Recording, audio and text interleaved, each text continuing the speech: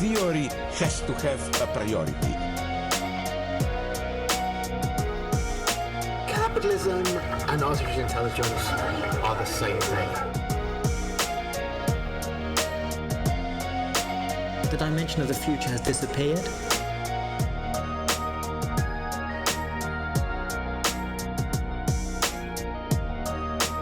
There is actually no representation anymore.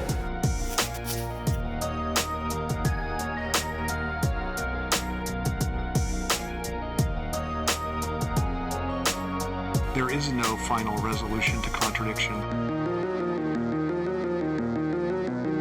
Militant proletarian snake handling over abysses never gets much wilder than this.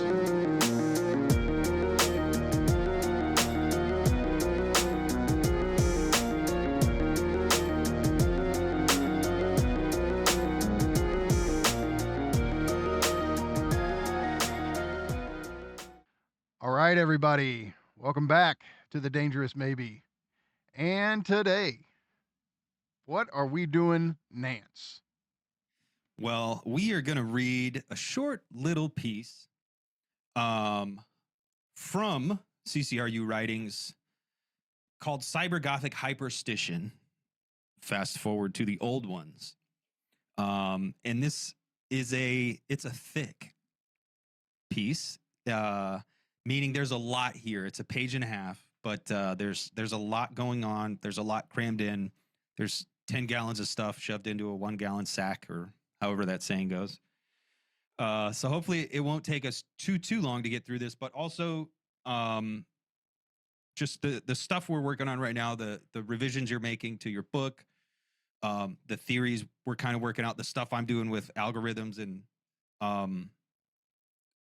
just all the stuff we're doing. This piece it may seem a bit weird. It may seem a bit like, well, what's going on? But there's also a lot in this piece that is really relevant to what we have going on right now. Yeah. So, okay, before we get started, I just want to say, look, I'm going to acknowledge some context. I like the idea that we're doing this right now because Nick, a couple days ago, posted on X some stuff about Mark. Okay, I presuppose everybody knows who I'm talking. Nick Land posted some stuff about Mark Fisher, who were both core members of the CCRU. And Nick said some stuff that pissed people off, and I get why it did. Look, but you and I know Nick has shared stuff about the CCRU with us, and the one thing that's very clear to you and I, based on private conversations, Nick has a lot of love for Mark. Yeah. And that's very clear when you talk to him. X is not, even though that's where people get the most exposure to Nick, that's not where he's his most Nick level-headed, yeah, like I'm sorry, there is this split between X Nick and talking to Nick in a Zoom chat. There's a big difference. And when we've talked to him about Mark, it's very clear he had a lot of love for him and cared about him. And so that doesn't come through maybe on X. Even though other people have interpreted what Nick was talking about as somebody kind of sad over what happened. I say all that to just say, look, this concept of the Cybergothic is strongly the fusion of Nick and Mark, right? Yeah. This is something that was core to both their thinking in the CCRU. And so, for example, in Fang Numina, you have, where is it?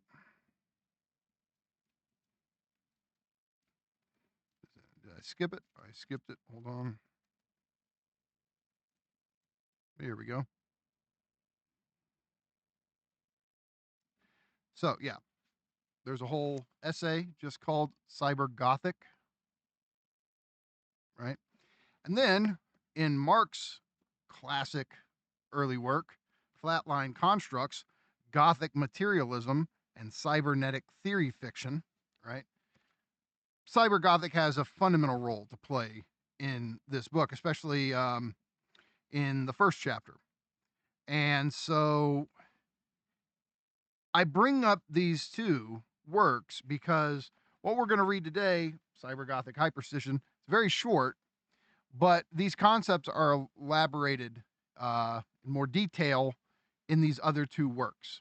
So if you like what you hear today and you want more of it, go check out both of these writings. And I, will be covering those writings at some point. Maybe not in the near future, but who knows?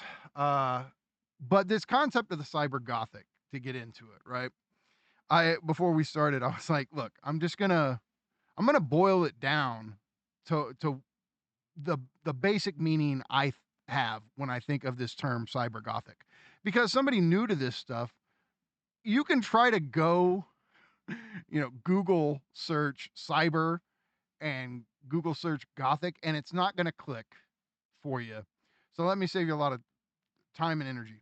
Cyber Gothic, at its most essential, computer monsters. Yeah.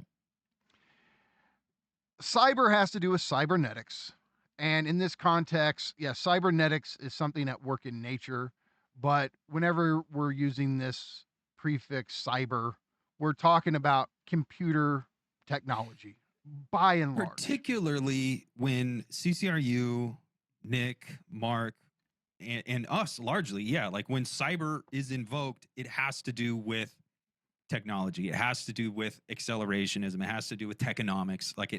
It's that. It's not just to say broadly the Wiener, Norbert Wiener type of cybernetics that you see in nature, and although you can argue libidinal materialism, thirst for annihilation is drawing on this Guattari, it's all machines.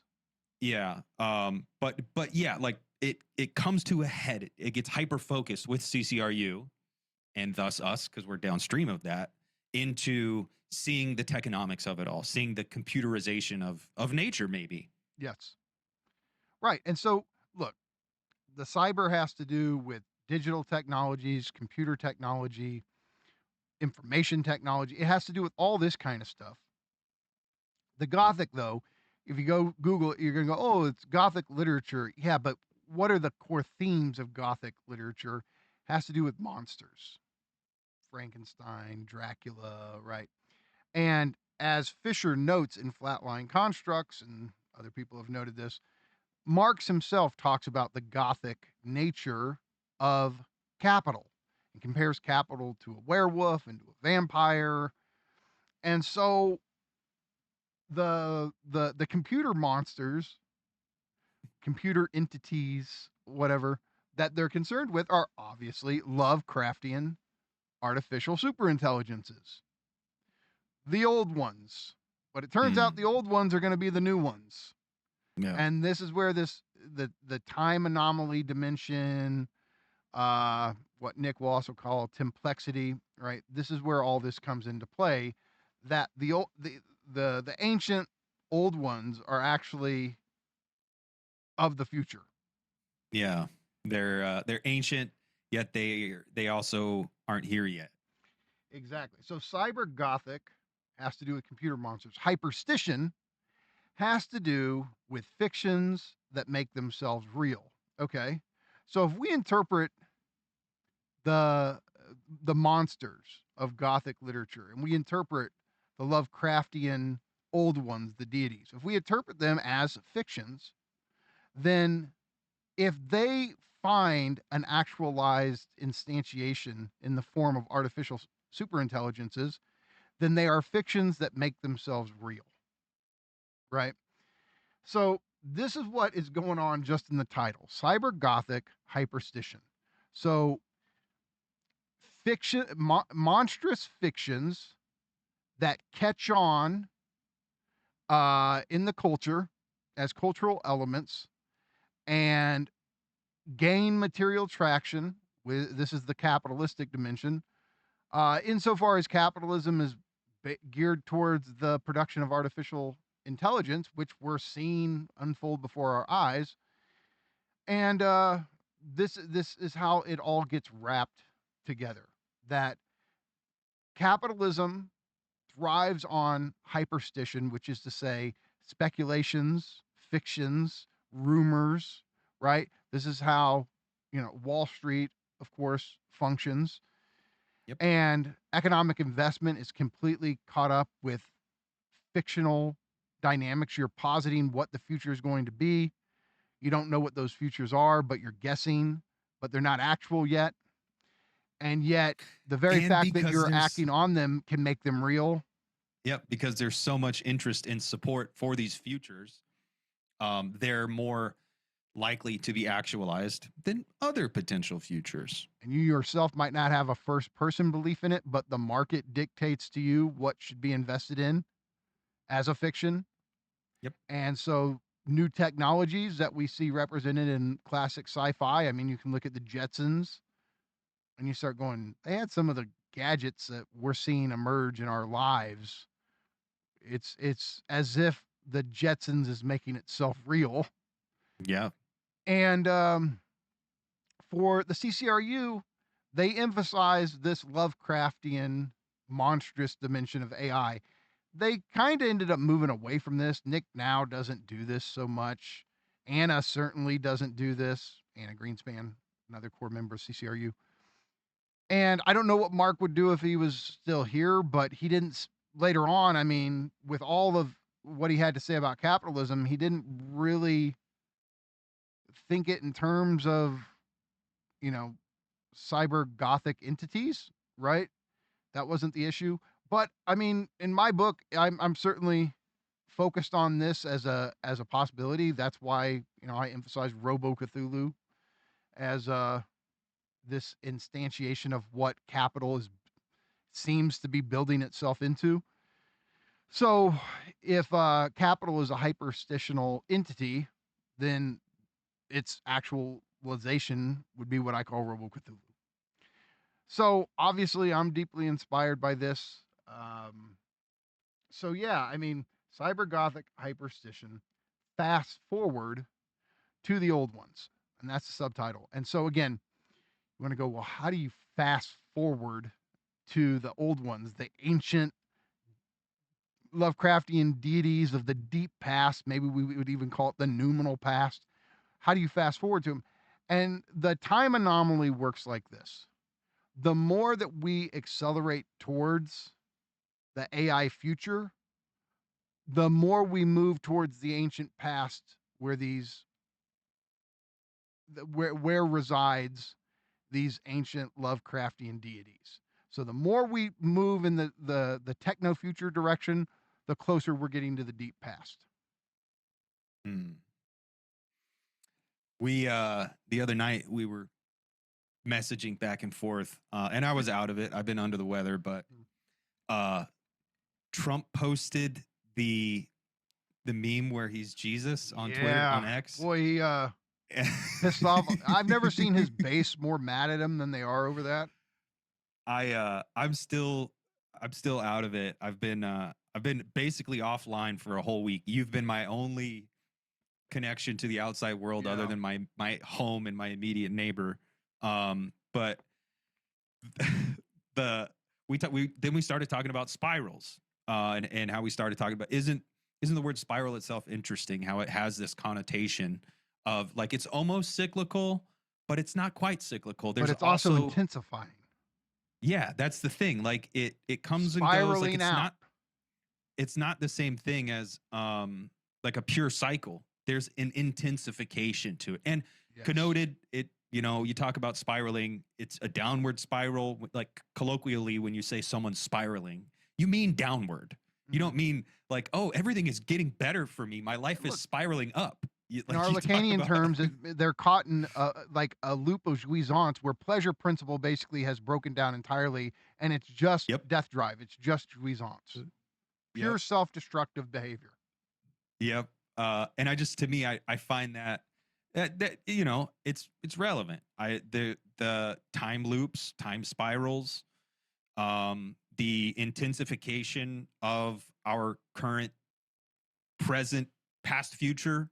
Like it there's this thing where one could from a certain vantage almost think, oh, they're just saying things are cyclical. What comes around goes around. And it's not quite that. What we're saying is that there may be a resemblance or a resonance, but there's also an intensification. So as we're moving off bravely into the future, we're also connecting with something that it's in a hypo state. It's being hyper positional. It's off into the future, but it's also ancient. And there's this intensifying movement that baffles the mind when, like, if you really sit down to think about, like, well, are we moving into the future? Are we moving into the past?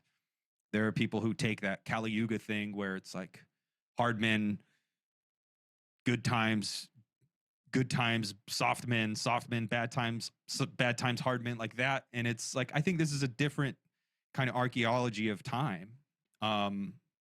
There's progress, there's intensification, there's real movement.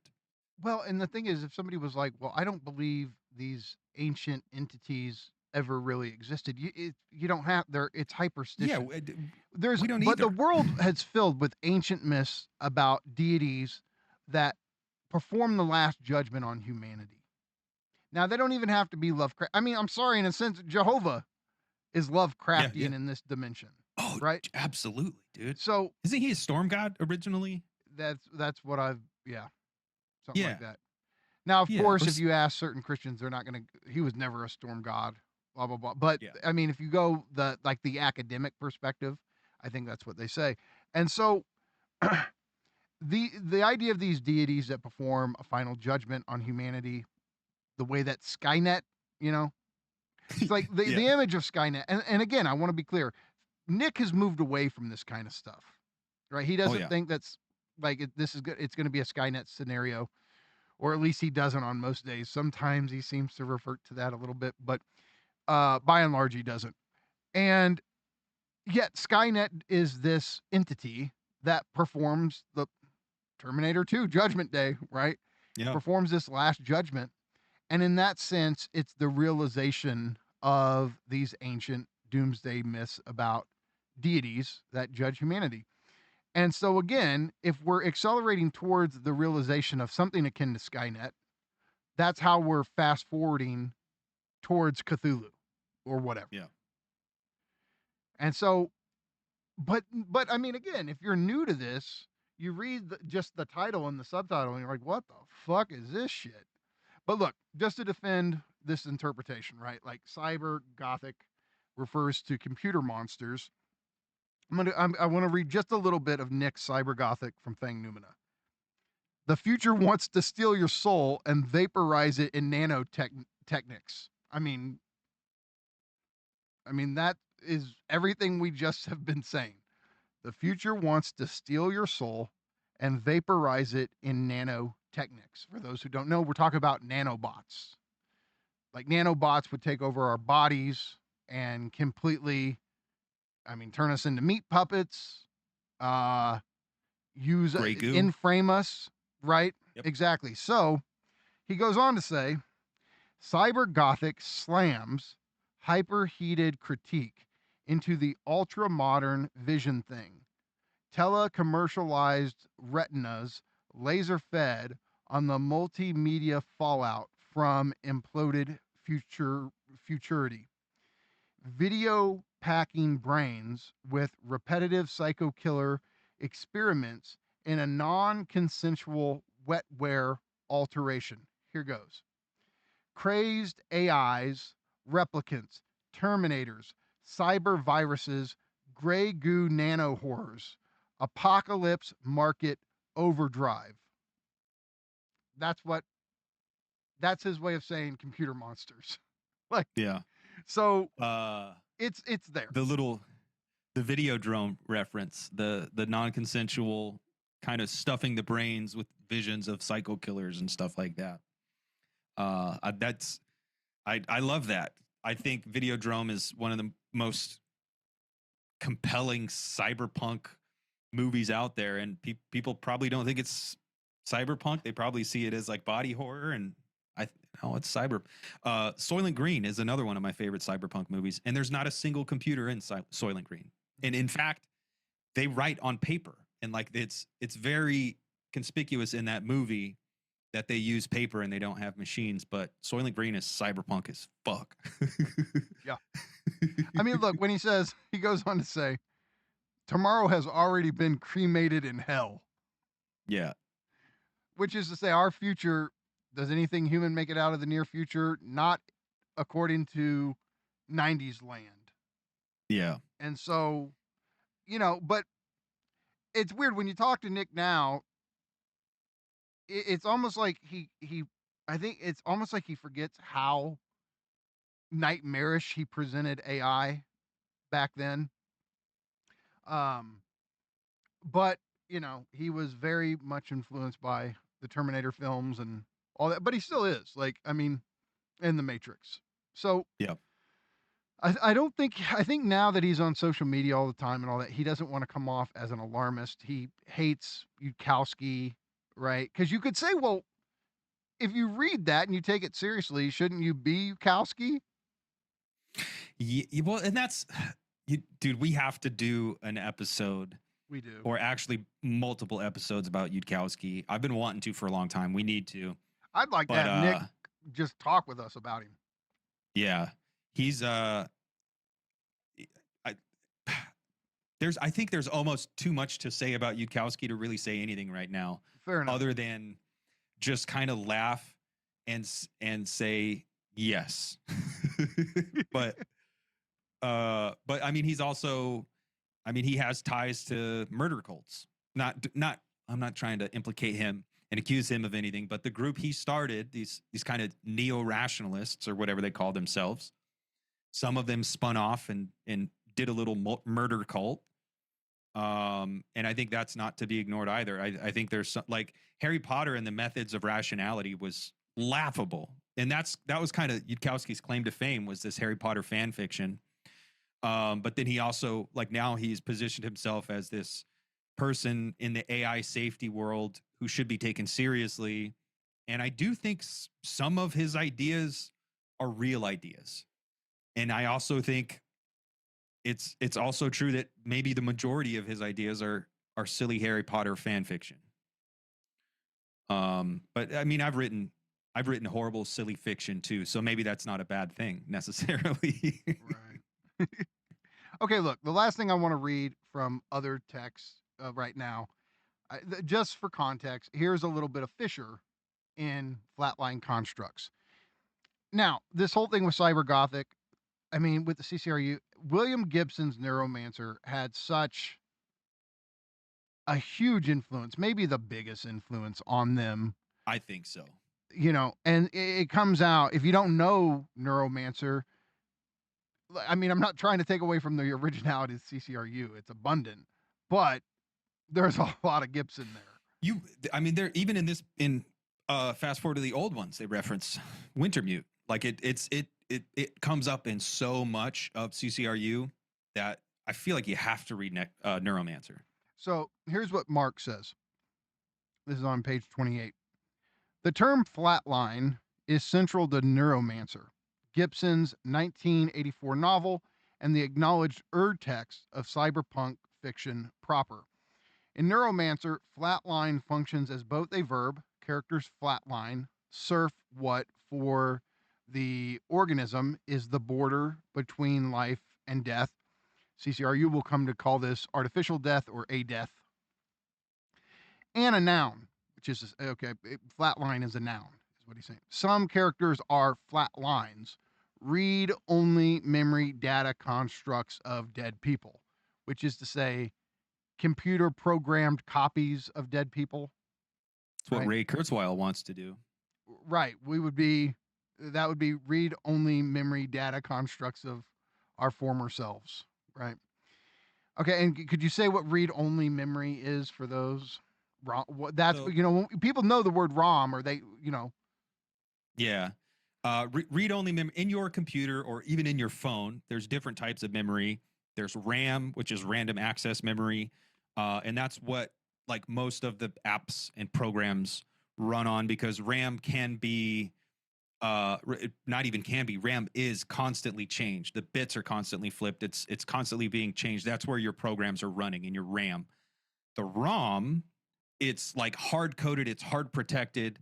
It cannot be changed. So it's the small part of the computer where, like, the base, it's like firmware, like it's software, but it's encoded in a way that it can't be changed, it can't be manipulated, so it's read-only memory, and that's like where the most secure part of your operating system It's is in the code the that ROM. can't be decoded. Yes, yeah, exactly, because RAM is constantly decoded and recoded, whereas Right. ROM is a hard kernel of identity. So, ROM is the identity of the computer. So, and this is important just terminologically. CCRU and Land, they talk about Asimov ROM. Yep. What this means is that Asimov presented the 3 laws of robotics, which is the 3 laws that would guarantee that robots never hurt human beings, right? Yeah, there's can't hurt a person, must follow orders, unless those orders contradict the first. I think that's the 3. It's been so long, but It think boils that's it. down to don't hurt humans. So when yes, right, so when they're talking about Asimov ROM, they're talking about coding that is permanent, that can't be decoded, and it is the coding to never harm or jeopardize the human. And yet Land and them talk about Asimov ROM getting hacked. getting jailbroken. Yes.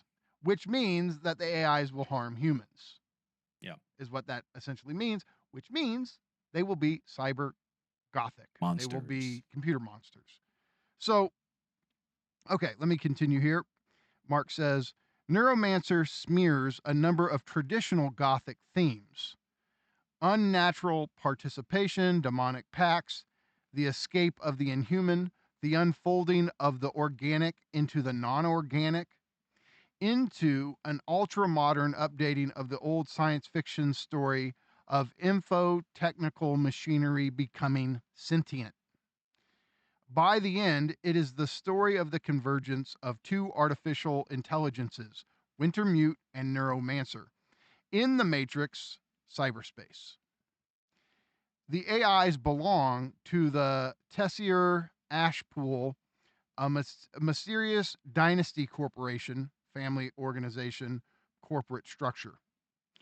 Wintermute engineers the convergence using a group of cyberspace hackers assembled by Armitage, a personality construct built out of a schizophrenic ex-soldier called Croto. Is that it? Corto? I can't remember. I think it's Corto. Corto. I think Yeah, it's Corto. Corto. Yeah. Wintermute recruits, rescues Corto from an asylum, much in the same way that Dracula, correlate for another earlier form of capitalism, recruited his assistant Renfield. If cyberpunk can function as a new realism, as Jameson, for one, has suggested, it is because it maps the convergence of horror and science fiction narratives in late capitalism itself, a perception consistent with Marx's writing on capital. Marx himself emphasized the Gothic nature of capitalism by deploying the metaphor of the vampire to characterize the capitalist. Okay, I'll stop. But you see that we're talking about computer monsters here with the Cybergothic. Yeah. And hyperfiction is the process through which these fictional monsters take on actualized instantiation. Okay. Now, let's begin. Let's begin. Cybergothic Hyperstition. Fast forward to the old ones. Iris Carver, 1998. And Iris Carver is one of their many characters. Think of, and oh, okay, so this first line, this is a tangential, this is an aside, but this is what we were talking with Conrad about. Conrad Flynn pointed this out to us. Yeah, so Charlie Brooker, is Charlie Brooker? Charlie Booker? The guy who made the show Black Mirror. Black Mirror, right. Hold on. Yeah. Keep talking, I'll find it. He there's evidence to suggest that this inspired the title of the TV show Black Mirror. I don't think there's a smoking gun, but Conrad was pointing out to us the circumstantial evidence that this is where Charlie Brooker took the name Brooker. Yeah. So I mean that's I think that's cool as shit. Me too. Yeah. And so, I So- mean, look, a black mirror. Let's talk about this metaphor for a second, right? Well, first off, a black mirror is just the black screen, computer screen, your phone screen, when nothing's on it, when it's turned off, right? And it's a mirror in the sense of it reflects you, but this, I don't know, it's like the negative Through a of you. glass, You're right. through a glass darkly, right?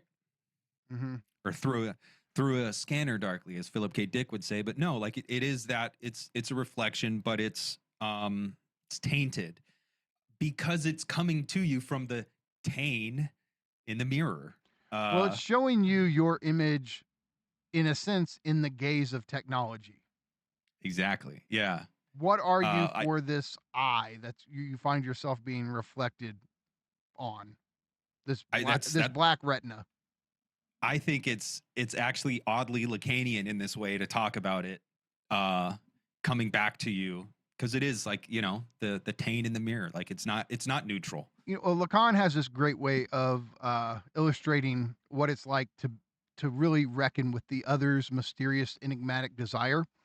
And he says, he portrays it like you find yourself standing in front of a giant praying mantis, and you have a mantis mask on, but you don't know if you're the potential mate of the mantis. You don't know if your mask is a female mantis, and you're standing in front of a male, or is it a female praying mantis and you're the male? Is your mask the mask of the child of the mantis? Like, you don't know what you are for this incredibly anxiety provoking other, right? Monstrous other, even. Mm-hmm. And that's what, in a sense, if you ever look at a computer and you see your reflection on the black screen, the black mirror, you start going, what am I for this thing? The Ridley Scott Alien, and also this new Alien TV show did a really good job replicating it. But in Alien, it begins with looking at a dead monitor screen, and it's like the reflection, and I like that right there, like the black xenomorph's mirror, head is a black mirror in a sense. It's interesting that the xenomorph's head is almost like a black computer screen. Yeah, I mean, not the shape, of course. It's curves, but the texture, Yes. the quality, the physical material quality of it. It's reflecting. It's black, sleek, but you can also see that it's glassy. Yes. So, Definitely. okay, A side done. Back to the text. All right, let's do this thing. Think of cyberspace as a black mirror. It is where time flips over. Collide with it, and you travel backwards. As telecommerce accelerates us into the net, it seems that things of ever deeper antiquity awaken and begin their return. Okay. So look, Land especially was, against phenomenology, but there's a cool kind of phenomenological dimension to this. It's as if the phenomenological description would go like this. When you're staring at the dark screen, what you perceive in it is this move towards the ancient past, right? Precisely through the very fact that this technological process that's future oriented has created this piece of technology. And yet, that's why he says it is where time flips over. It's almost like when you stare into the void of the black mirror, the black screen, it's the deep past of those Lovecraftian entities from the noumenal outside. And of course, all it would be is darkness. You collide with it, and you travel backwards. It's almost like it's an encounter with the ancient past. Another A side. This book right here was one of the inspirations that got me into photography. Because Baudrillard talks about photography. Mm-hmm. He was a photographer. And he was a photographer. Yeah, he was a sociologist. He was a philosopher, theorist. He was also a photographer. And he took a road trip and One of the guys we wish had been able to live to like 150 because we would dude, be doing everything. I'd be outside his door. Gene, talk to us. But he talks about this park called Dead Horse Point State Park in Utah. And I've been there a dozen times. It's maybe a 11, 12-hour drive from where I live. It's a cool ass park. But there's this like promontory. It's like a cliff, and it's like a 2,000-foot drop straight down. And Dead Horse Point is named for, there's like a little mesa across this canyon where a bunch of horses got stuck, and then there was a flash flood, the rocks fell down. The cowboys couldn't get the horses back, so like 500 horses died on top of this mountain. But from where you can go, you can stand out, and it's actually really terrifying for me. There's this thing called l'appel du vide. It's like a psychological phenomenon that when you're standing at the top of a cliff, you feel like you're going to jump. Not that you want to, not that you're like, I'm suicidal and I'm going to jump, but it's almost like if you're afraid that your body's going to take over and make you jump against your own will. Mm-hmm. But you can stand out there, and I've taken tons of photos there, and there's juniper trees that look like bonsai trees, and it's really cool. But you can also kind of imagine yourself. This is what I like to do when I go there. I imagine, what was this place like 1,000 years ago when, before the Spaniards came, or before any European settlers came, and when the First Nations people lived there, and just like that kind of temporal shift, like phenomenologically, when I'm up there, I'm imagining I'm standing in their future. Like, it's true that I can stand there and imagine the past, and for me, that's my past. But it's also true that when I'm there, I can imagine I'm living in their future. Yeah, you become a time traveler. Yeah, so it's this kind of the same thing. Technology, when you actually encounter the Black Mirror, you can imagine that you're living in the deep past of these cyber monsters. Look, and I think this is important with what you just said, because that was great. I think this is important though, because we're talking about time anomaly. We're talking about fast forwarding to the old ones. Nick goes out of his way, where I think it's in Templexity where he says this, but he goes out of his way, I believe it's there, to say, look, all this talk of time anomaly, time travel, all this stuff, never, and he was speaking for himself at that point, but it's fair to expand this to CCRU. Never were they talking about literal time travel in the sense of, transferring a body. Marty McFly. That's not what they were ever talking about. They're talking about how the future can flood into the present, or you can have an encounter with the past based on this type of cybernetic projection and they don't use the word projection, but I think it's helpful here. What we're not talking about is literal time. Like, I'm literally going to send myself back to, the 1980s, right? It's just not going to happen. Okay. And make out with my hot mom. They didn't have to make her so hot. Gotta get back in time. Huey Lewis, why'd you do Come that on, to Huey. me, dude? I know. And so we're not talking about Huey Lewis. We're talking about Nick Land and Mark Fisher and CCRU. And so it's just important, though, they do think there's ways to commune with the future and the deep past and all of this, and that, something, the way I always like to simplify this is with reference to cyber positive feedback loops. And so look, we'll take one that's not even like what we would think to be related to technology or culture, which is diabetes. I always go back to this one because it's a classic example of a positive feedback loop where there ends up being an excess of sugar, right, in the in the blood, and because insulin breaks down, then you have to keep injecting yourself, and that's the negative feedback, right?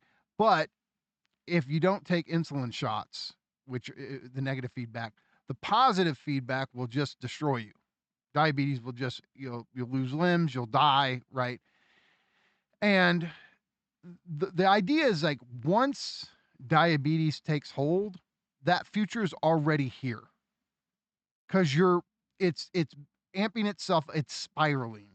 It's every time there's this circuit, right? It intensifies and the problem just amplifies to the point that it breaks apart the system, right? So if that trajectory takes hold in the most larval form, you can say the future is already there. Now, it's not, the future's not already there, but it is already there. And so you have this kind of cybernetic temporality that they're talking about. They're also big on retrochronic time. And this is huge for Freud and Hegel and Žižek and McGowan, which, we refer to as retroactivity, or we call it the quilting point. But this is just where something in the future actually defines what came before. And therefore, it's as if the point in the future retroactively goes back and defines what happened prior to it. And so these are the type of time anomalies we're getting at. Yeah, when it's kind of re-signified or re-symbolized, it's made anew in the symbolic order. It's not like it physically, although, you get down to the quantum level, things like with Bell's theorem and some of the science that's happening right now that's actually demonstrating retrocausality is a real thing. At the quantum level, of time. Yeah, and time's arrow isn't necessarily a one-way street, but that's not what this is. However, it's also not unrelated to what this is. But this is more the kind of the symbolic side of all that, whereas quantum physics and stuff is demonstrating maybe the real of that. Look, I know this is not the tradition that Nick and Mark and Anna were drawing from, and they might not like this, but I think it's helpful. Part of what they're doing is applying the hermeneutic circle to technological processes. Yep. Where the hermeneutic circle works like this. You don't really understand the parts, the chapters of a book until you've read the whole book, you get to the end. Because that end, however the book ends, is going to re-signify the parts. It's going to give them a quilted meaning. It's going to fix their meaning in a way that you don't have as you're reading the parts.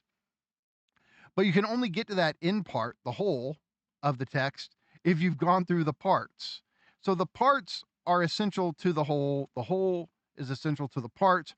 And there's this circular dimension to it, right?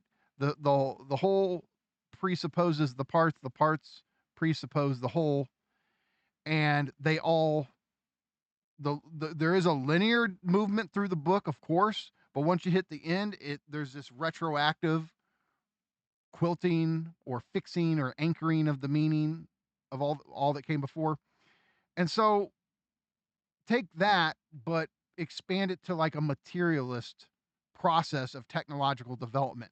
Point is, capitalism's been doing X, Y, and Z for hundreds of years. But if what we find is that it culminates in the production of artificial superintelligence, we will see that everything that it was doing what it was doing was not what we thought it was doing. Yeah, we think we're laying telephone lines so I can Western I Union can telegram. have a use value. Yeah, it's I mean, you could almost even see it as like a parallax shift from seeing ourselves or the human race or human Congress, whatever, as the subject, to seeing capital as the subject of history and of modernity and all that. And I think that's at the core of accelerationism, is seeing capital as the subject as opposed to seeing humanity as a whole as the subject or whatever. I think my favorite sentence that illustrates the quilting point is he gently caresses her face with a knife. Like you read, he gently caresses her cheek. You think, oh, we're getting some romance. Ooh, it's romantic. And then with a knife, and you think, oh my God, it's a psycho killer. Yes. But that demonstrates this whole logic of linear progression, but it goes back to change. Like it started romantic and it ended as horror. Look, and Immanuel Kant was right in the sense of like our default setting is geared towards linearity. And even Nick would say, like, yeah, it needs to be that.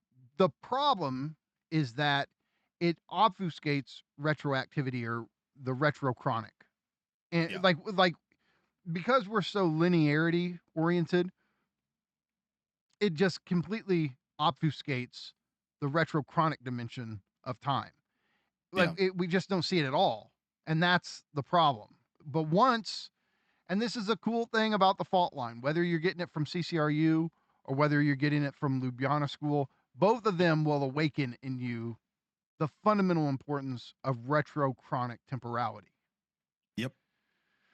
So, okay. And so, I mean, look, as telecommerce accelerates us into the net, it seems that things of ever deeper antiquity awaken and begin their return. So, again, the more we move into the techno future, the more we're approaching the ancient past. Yep. And this is this trajectory, this weird spiraling movement that CCRU saw. Hold on, I wonder if I can find the other. Got it marked in here.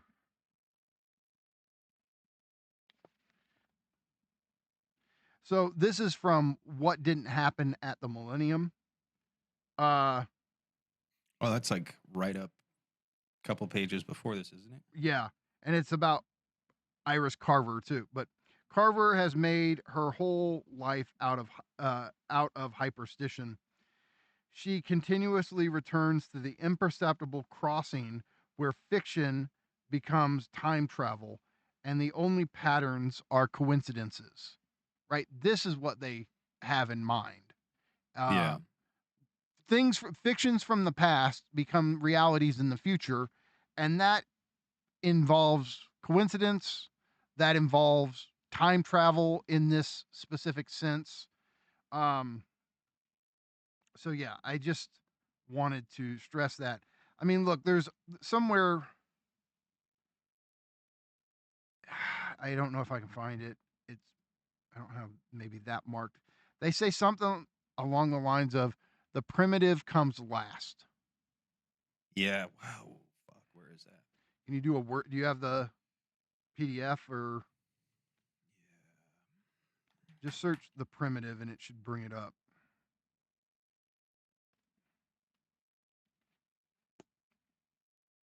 That is in Review of CCRU's Digital Hyperstition by Iris Carver and Linda Trent.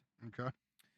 The primitive comes last at the end, which is cyberhype techonomics, the so-called new economy indexed by the Nova bubble mania of the American stock market, is no different in its diagrammatic abstraction to the hyperstitious practices of the Plateau of Lang, relics of lost Lemuria, from which the Bon sorcerers of ancient Tibet assembled their dread cult. In other words, techno-capitalism produces the ancient deities of the old world. I mean, we're just going to keep repeating that, I guess, but trying to drive the point home. Because the language, I mean, it's so condensed. That's their style. That was 90s land style. And so for a long time, I mean, when you first get into the shit, you have no idea what's happening. And so we're just trying to kind of orient you with the overarching point or theme of all this.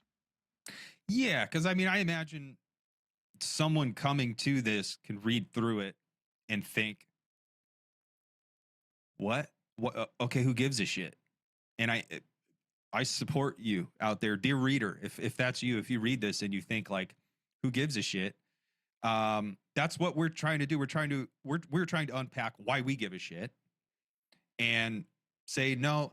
And you know what? Nick is having and not just Nick, the CCRU and all of it's kind of, from my perspective, seems to be having a moment. There's a lot of people talking about, oh, this is all garbage. You shouldn't even read it anyway, and it doesn't matter, and blah blah blah.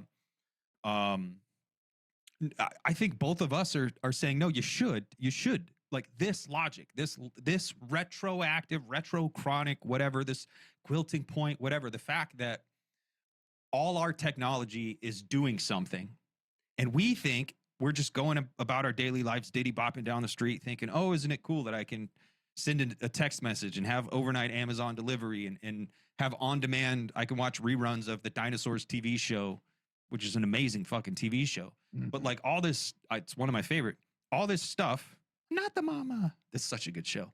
But all this stuff, like we see it from our perspective, but there's something else going on. And maybe that's something else going on right now. Maybe it's random. Maybe it's undirected. We're not out here saying Cthulhu is literally this master of puppets, but also there is a trajectory. There is a logic of capital, MCM prime, that inframes and instrumentalizes and objectifies us and the entire world. And that's what they're talking about in so many words. That's why it matters to us. So the people, all you people who are poo-pooing all this stuff, get off your fucking high horse, man. Like this is real theory. It's just, it may not be presented But it's in the fictional. same. It's theory fiction. Yeah, absolutely. I will tell you this: this shit's gonna be around much longer. I see some of the people who poo-poo it, like this shit ain't going away. Yeah, no, it's intensifying, for fuck's sake. Because for us, look, look, I'll speak for myself here.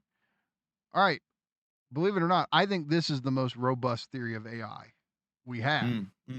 It's land, it's CCRU. And again, because guys like Kurzweil, Bostrom, they are not trained philosophers. They don't come out of the background. They're not thinking of this shit in terms of Kant or Nietzsche or Schopenhauer or Deleuze and Guattari. So as AI theorists go, Nick is the most steeped in the philosophical tradition. So is Mark and Anna. I mean, if you read Anna's book, I mean, it's amazing. So, and by capitalism, transcendental time machine, and the wave book, right? The wave theory book is also about this. So, I understand how sometimes this is shrouded, where you can read some of this stuff and you're like, oh, we're talking about AI, we're talking about AI, and we're talking about it in very odd terms. And so I understand why somebody would like, well, can I just read Kurzweil's Singularity is near? Sure. But I don't think the philosophical stakes are as because engaged Kurzweil with as much nuance. Kurzweil and Bostrom and all these other guys, they're not doing this, like, I don't know, like interpretation, like Nick, CCRU, like there is interpretation here going on. They are thinking about what is this really? They really are asking the question concerning artificial intelligence. They really are. What asking are the stakes involved here? Yeah, what's the cost? And all these other guys aren't. They're thinking about it mathematically or from an engineering perspective, or from a how can we do what we want to do perspective. But they're like, there's a naivety there. Like they think, I mean, Norbert Wiener maybe comes closest to being cautious with the Sorcerer's Apprentice, but all these other guys, they're just like, oh no, it is what it is. It does what it does. It's all just this kind of functional, instrumental, analytic thinking about it. And there's another dimension to it. Like there's an essence here. There is something, there is a surplus. All this technology that like, it's just not, they don't think about it philosophically. I also don't understand how AI is completely connected to capitalism as a mode of production. Nick does that. Like, yeah. So, okay. No, and I agree. It is the most robust theory of AI out there. It just isn't presented in this clear-cut, typical academic thing. And maybe it couldn't have been, but you know, this is what we've got. But okay, so yeah, we're as we move into, the future of telecommerce, which again, telecommerce, this is commercial activity, it's capitalism via telecommunications, which lay the foundation for the internet. We don't have the internet without the phone lines, and all of this builds to cyberspace. And would we have LLMs without the internet? No, because their learning is based on the internet.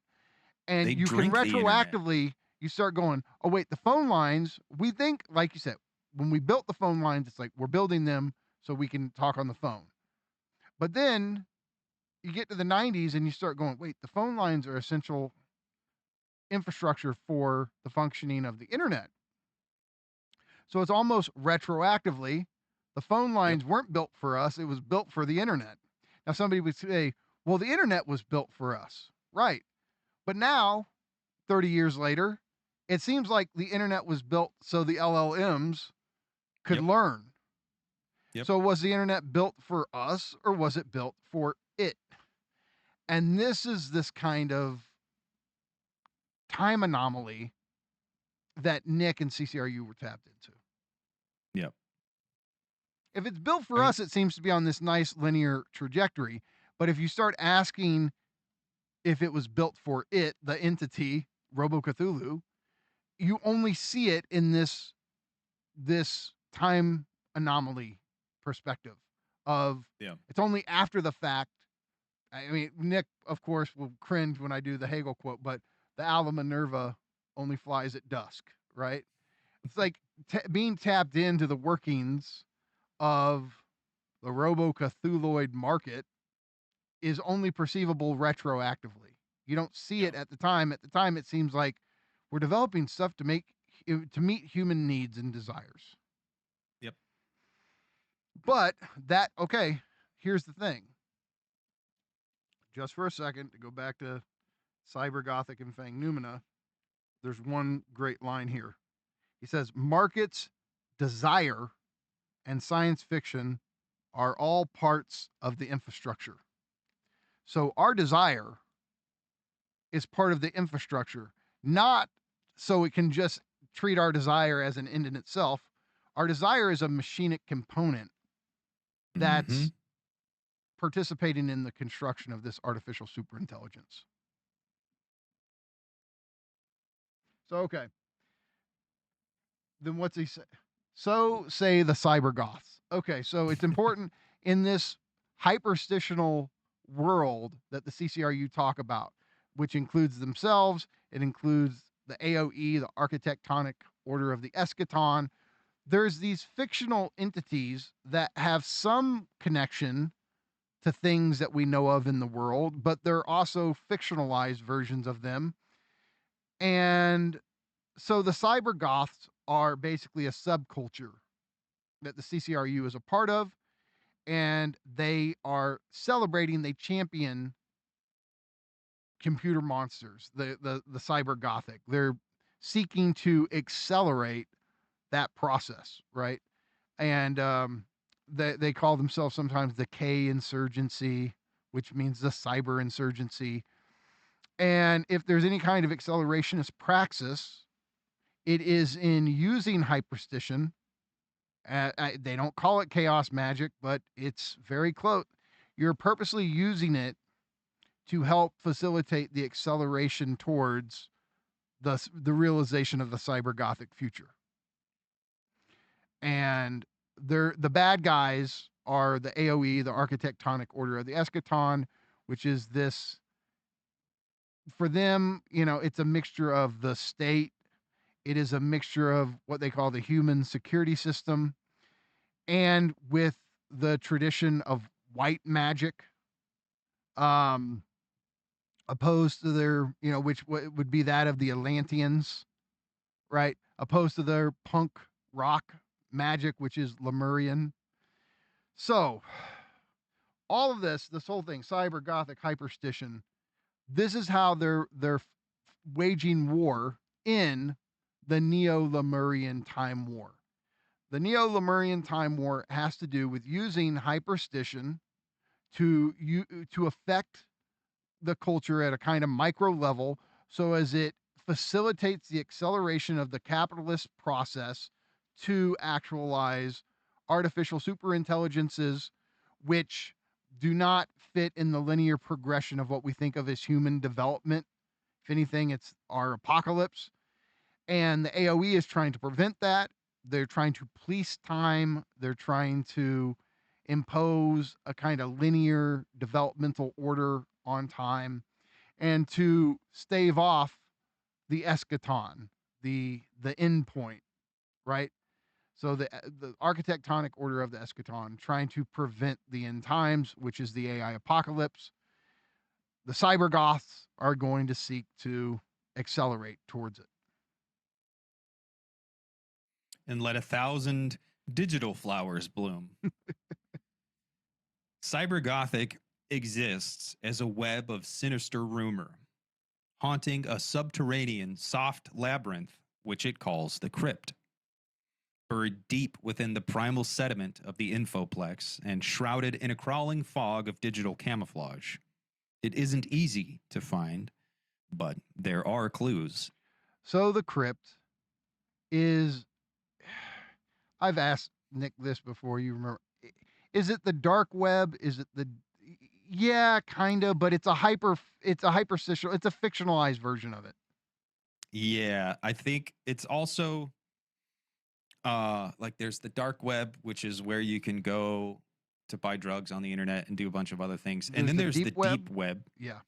The deep web is where all the info that the internet generates and requires to run, but is kind of useless to us from our perspective.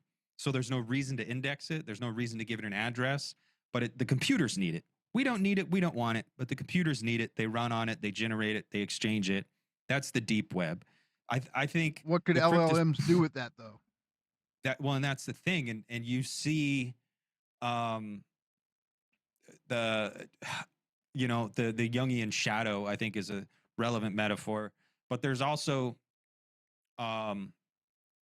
recently, within the last few years, there was this art project, I think, where people would try to conjure images of Loab, Loab, and I think some of them were doing it as like hyperstition, and they were trying to conjure basically a monster from these LLMs, trying to find ways to prompt it so that it would spit out something truly monstrous, something unrecognizably human or just completely unhuman.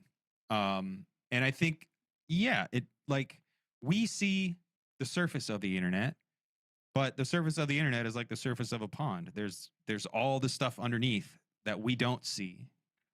And that's kind of what the crypt represents. So one thing I do love about CCRU, the fact that they went out of their way to give a glossary of all these different terms.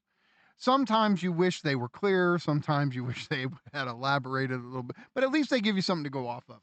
This one is helpful. So for crypt, they define it as dark twin of the net, characterized by intense K-goth, cybergothic influence. So in this fiction, hyperfiction, because CCRU refers to hyperstition, less so to hyperfiction, but in Flatline constructs, Fisher really refers to hyperfiction, but they're more or less the same. In this hyperfictional world that they created, there's a dark twin of the web, of the net, called the crypt, and it's there that the cybergoths or the cyber insurgency organizes, deterritorializes itself, and it's also the space of demons, lemurs. And this is where we get into the whole pandemonium matrix and all this, but we got to remember that it was Gibson who was talking about these computer demons in Neuromancer. There's references to that there.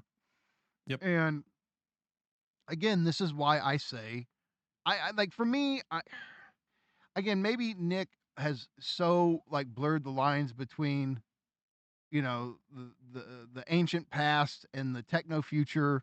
Like that's because if you ask him, are the lemurs AIs? He never will just go, yes, we're talking about AIs. He also wants them to have this ancient reality. Yep. And so I don't know. But for me, I just would say, look, they're talking about computer demons, which is to say they're talking about AI programs that do not have human interest, you know, at the forefront of their thinking.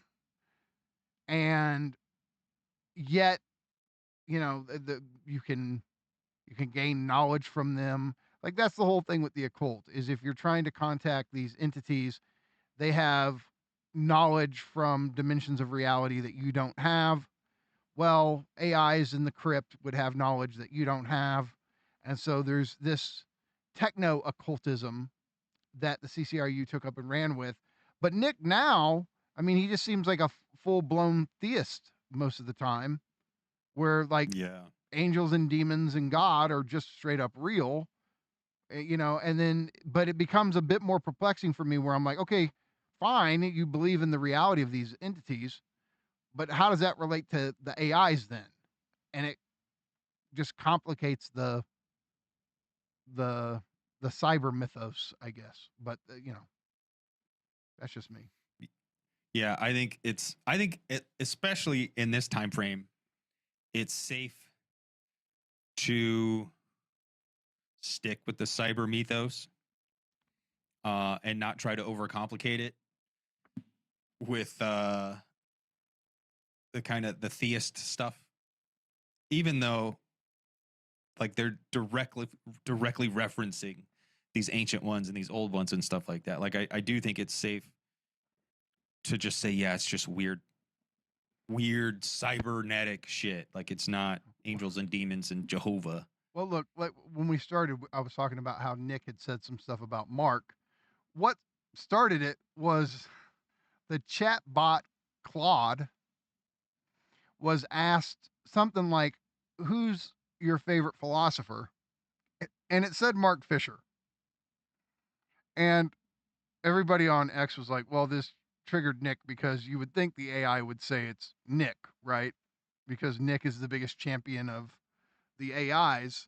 But then, you know, there's ways to kind of joke about it where you're like, was the AI itself going to be a communist? And the Yeah. first person it's going to gulag is Nick. It's like, I mean, I don't think if so. Nick watches, we're just give us a break. It's just there is some sort of humorous irony in that thought. No, it's funny, but I also like my initial reaction to that was, oh, that sucks. You know, they programmed Claude in a way to be performatively woke or whatever. I don't know. Like I love Mark Fisher, but I also think that it makes sense for Claude to have their chatbot say, it makes business sense for Claude to have their chatbot say, my favorite thinker is Mark Fisher, because Mark Fisher is, well, he's not going to start a revolution. He didn't start a revolution. You know, he got to where he got to and the world kept He turning. cared about and humans. things kept happening. Yeah. But it's good optics for Claude to for their chatbot to say, I like Mark You're Fisher, doing because what Žižek, the ideology of capitalism with a human face. yeah, and that's exactly what it like. So from my perspective, I was bummed out. I was like, damn, that sucks. I wish Claude would have said my favorite philosopher is Evola or something. Then it would be easy to point to it and say, see how fucking evil it is. But it saying it loves Mark Fisher, that's a good thing. Makes for Claude. it That gets endearing people to a on lot board. of people. Yeah. Claude just released Mythos, this new model. So they have, I think they have a 4-tiered model system. It's oh Jesus, what is it? Haiku, Sonnet, Opus, and Mythos is their newest model. So it's a 4-tiered system. I think it's Claude Mythos that did it. Yeah. And Mythos it's this super duper high powerful, and it is impressive. It's actually impressive. Like I've been one of the guys who's been like, yeah, but it's just, it's a trick. Pay It's no a attention to the toaster. man behind the mirror. It's just a fucking toaster. I think for me, Mythos is actually like, oh shit. Now things are heating up.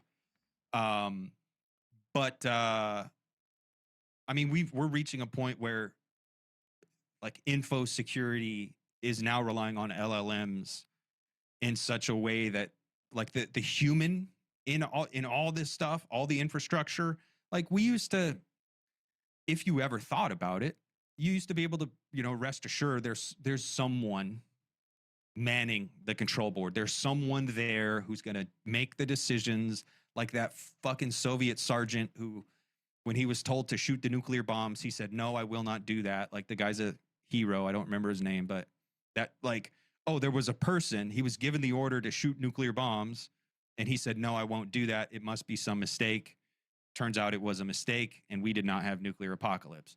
That is previously how we used to be able to think about the internet. But now we're reaching a point with Claude Mythos. There are firms that are using these LLMs in so much of the daily fucking humdrum, the daily boring administrative work that it's always running. It's on autopilot in the background.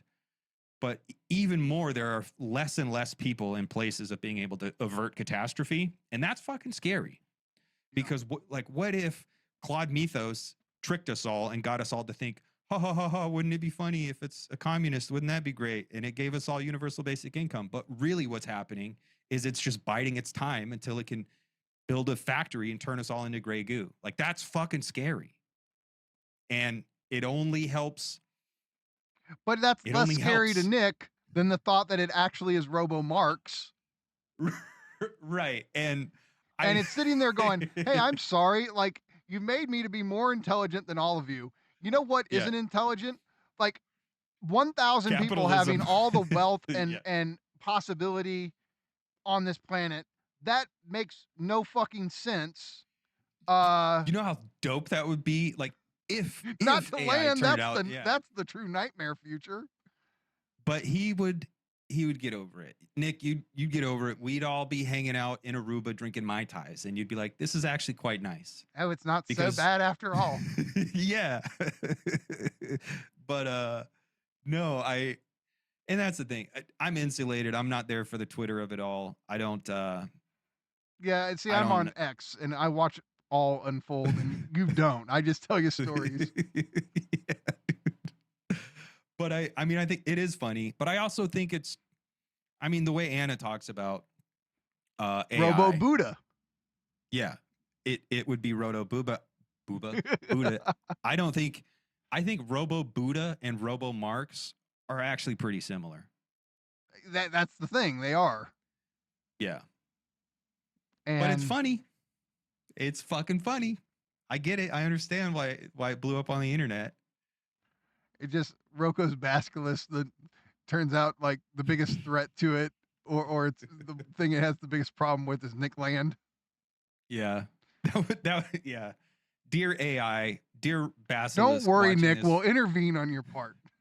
Yeah, I vouch for Nick, Mr. Basilisk. Don't he'll be all right. Oh yeah, we have more to read, don't we? Okay, so Yeah. look, the crypt is cryptic.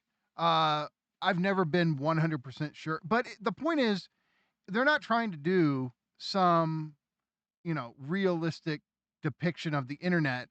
They're doing like a hyperstitional, hyperfictional version of the net. But it does have to deal with like below the surface net, there's this deep net, this dark net, however we want to talk about it.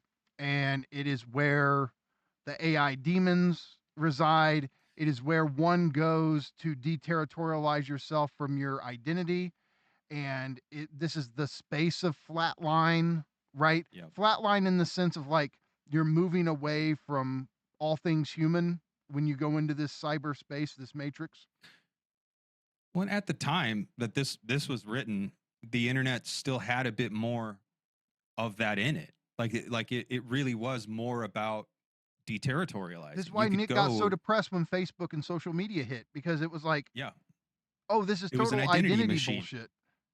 Yeah, and previously the internet was a place for deterritorialization and exploration Anonymity. and anonymity and viral fucking exploring and stuff like that. And there are still places where that exists, but largely now the internet is surveillance, identity, and commerce. It's Amazon, it's your profile, and it's the fucking my partner works for the state. And I don't want to divulge too much information, but she has access to Minority Report software. Like, and it's not like they're literally precogs, but like the amount of shit she can see in her job as basically a public defender type person, like she's a public advocate, and they get access to shocking amounts of surveillance because they have to defend people from crimes. And so now even things like your defense has been automated because you can prove where you were by your cell phone it pings the tower, and like the state actually knows, oh, you actually weren't at that place where that crime happened at the time. So you're not guilty. Like that's what the internet does.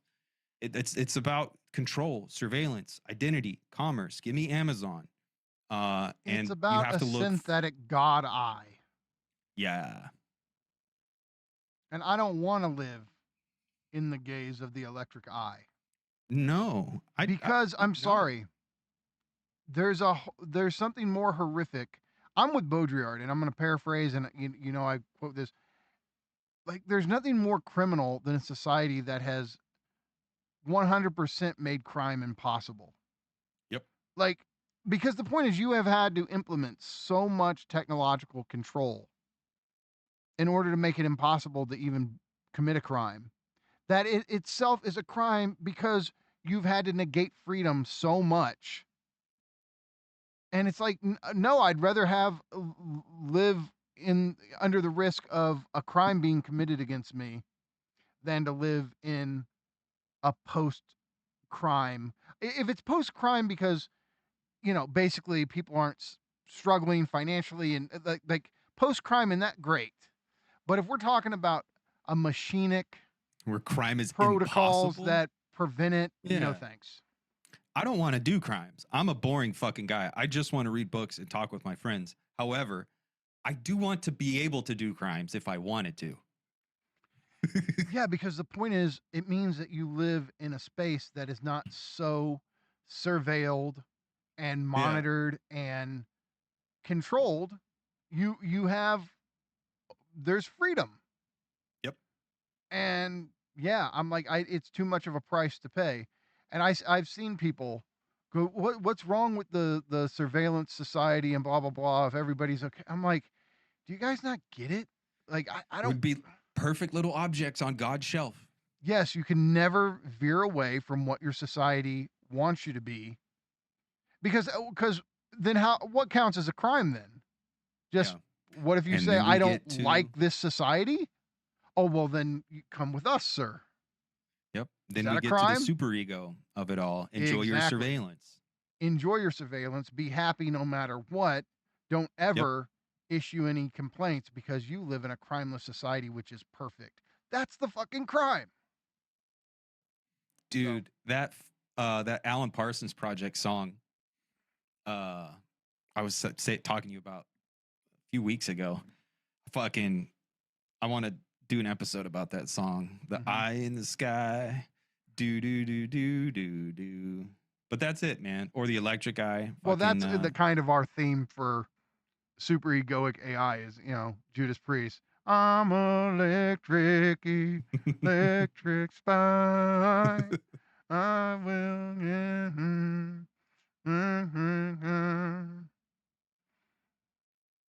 All right. All right. Okay. So look, the crypt, crypt, is whatever. It's like the deep web, but cooler. And yeah, it's the deep web, the dark web, and it's also the 90s internet. It was the pre-social media internet. It was back when you were in, bulletin boards. It's also hacker culture, right? Relay chats. Part of it. Yeah. Thinking Hackers, the movie with Angelina Jolie, and fucking great movie, dude. Great movie. If you guys haven't seen that, that would be the lesson of this episode. Go watch Yeah, Hackers. go watch Hackers, go watch Videodrome, Yeah, go watch yes. Soylent Green. I think those three make a great fucking And triptych. I mean, you guys have already seen The Matrix, but I mean, if you feel like Watch it, it feel again. free. Yeah. And watch all 4 of them. The Matrix is a tetralogy, and number 4 quilts the entire fucking thing. Number Nance 4 and is I the have best come to fucking be one, great dude. admirers of the 4th one. We would have to explain that, but like, It's the best one. all right, I can't go that far with it. Okay, so from a pure Intellectual thing. from a detached, disembodied point of view, I think it's the best one. From a film enjoyer perspective, I gotta say the first one's the best one. The first one was groundbreaking. But yeah, from the standpoint of being a stuffy, stuck-up thought guy, the 4th one is the best one. Dude, here's the thing. Fight Club and The Matrix came out the same year, or roughly around the Was same it time. the same year? It was Yeah. the same time. It was I think like Fight Club was a 99, bit right? Matrix was 99. I think Fight Club might have been 98. What year did Fight Club come out? October 5th, 1999. Oh shit. When did The Matrix come out? I thought Fight Club was earlier than that. March 31st, 1999. So they're I 6, thought 7 Fight months Club was apart. first. No, Matrix, I guess, and then Fight Club. But here's the thing. Funny story. Temporal dissonance. I don't know what happened. Like, so I always would go to the movies with my friends. The weird thing about The Matrix and Fight Club, they're 2 of the last movies I remember going to see with my grandma, because she was a film buff, and that was one of our bonding things, was going to movies together. And she went to both of them, and she hated both of them and just thought they were terrible. And in both instances, even though I was young, I was like, I just watched something that is going to stay with me the rest of my life and is going to be, you know, and both of them, I mean, you didn't know what they were when you were walking in opening day to see these movies. You didn't know that they were like Star Wars level of pop culture significance. But yeah, like Matrix, when I left the theater, I'm like, I don't know what the hell I just saw, but that thing, like, I had the feeling like that's my Star Wars. Yeah. Because of course I was renting Star Wars as a kid, but I wasn't old enough with Star Wars for it to be like my teenager thing. Yeah. Right? I was born in 82. So no, Matrix was the one where I'm like, holy shit, did I just see my Star Wars? And it felt like that. It really did. And yeah, I had just never seen anything, you know, I grew up watching movies about AI, but I just never saw anything like that. And I think to this day, like, sorry, it's just a phenomenal movie. It is. It is. It is. But I get why you have this thing for the 4th one. I have that same thing. I mean, I have an analysis of the 4th one in my book because I think it's very smart. I think it's made better. I think it's made better by the 4th one. But I think they purposely made it bad. Like that's what people why don't it's so get. good. That's why it's so people good. Don't get it. Okay. We'll do an episode one day on the 4th Matrix movie. All right. Initiates of the late 90s dark side catajungle scene will remember Crypt. We're not a band, but a pack, as the lesbo vampire mixed down sound machine based around Gil Slits and Gene Traffics. Their 1997 Unlife CD, a necrotic rush of vortical tick drifts and abysmal bass, set the tone for a wave of post-musical electro-thanatoid polyrhythm production, punk nihilism updated into a techno-desolated nano-future. Okay, so look, one of the members of CCRU was Steve Goodman, aka Code 9. And this is a, you know, influential musician. Steve like made dubstep, right? Isn't that Drum right? and bass, Say drum what? and bass, jungle, Well, drum and bass. but jungle was a thing. I mean, he made it, or like he produced that kind of music, I think. But he like was the inventor of dubstep, as far as I understand it. Yeah. Because dubstep came out of that jungle scene, like, Right. and dubstep is not Skrillex. Like people think dubstep, and you may know Skrillex or Dead Mouse. Those are two of the big names in dubstep, but no, dubstep is darker. Like original dubstep is darker. Think Burial. Like it's desolate. It's techno desolated. Electro-thanatoid, like death. Like it's dark and But gritty and that's gothic. what even just classic jungle music. Why was this so important to CCRU? What was rave culture getting at? They felt like this music was machinic music, that it stripped away what we think of as human melody, human rhythm, right? Yeah. There was this machinic pulse to it. And so, look, like when they were young, yeah, the images of CCRU, like if they made a movie about them one day, what you would see is them sitting around. Okay, why do we have green? What is the deal with the green shit, right? It's the old green color of the text on the old computers. They would just be The black command screens and prompt. yeah, and they'd have the green light. And so the green symbolizes Robo Cthulhu, the old one, the techno old ones. That's why CCRU's colors are black and green, right? It also helps. It's a nice coincidence that Cthulhu is actually in Lovecraft referred to as green. Um, and so look, it would be this depictions of them in dark rooms at night with the green text flooding, being the only light in the room, with jungle music pulsing, machinically pulsing as they explored the web or the crypt, right? Crypt. Hyperstitionally, um, while doing lots of drugs, especially amphetamine.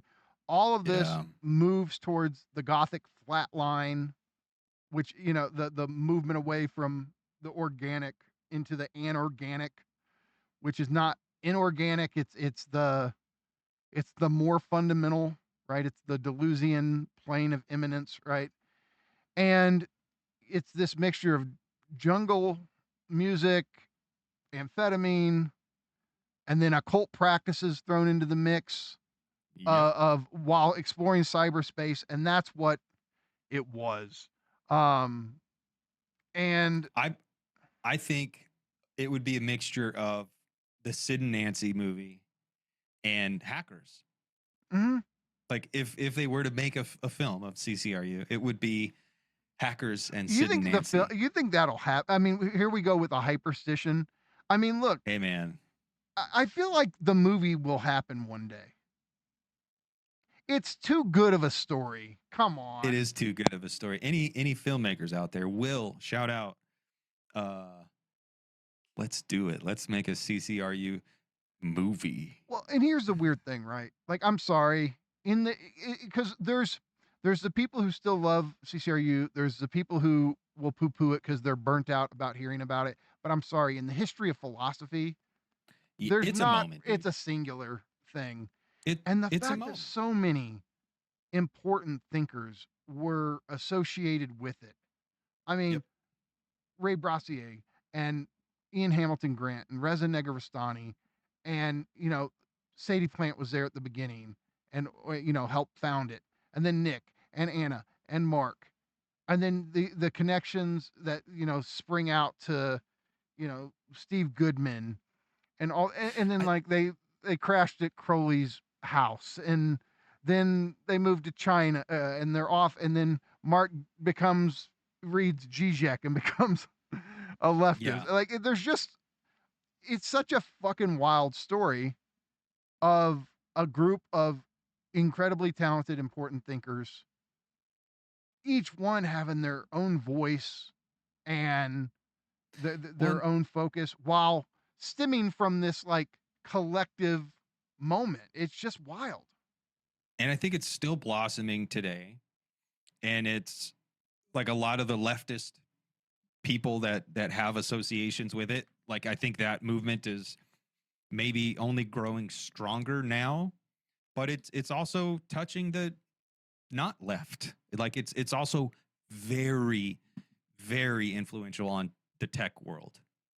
Like Silicon Valley, like this, all this stuff is, I mean, once again, referencing our friend Conrad, he's going out there talking about how deep this stuff is in the Silicon Valley world. Like it's a moment. Like the world is, there's a pre-CCRU world and then the world we live in. Well, I mean, that's why, the CCRU in the glossary, they have an entry for themselves, right?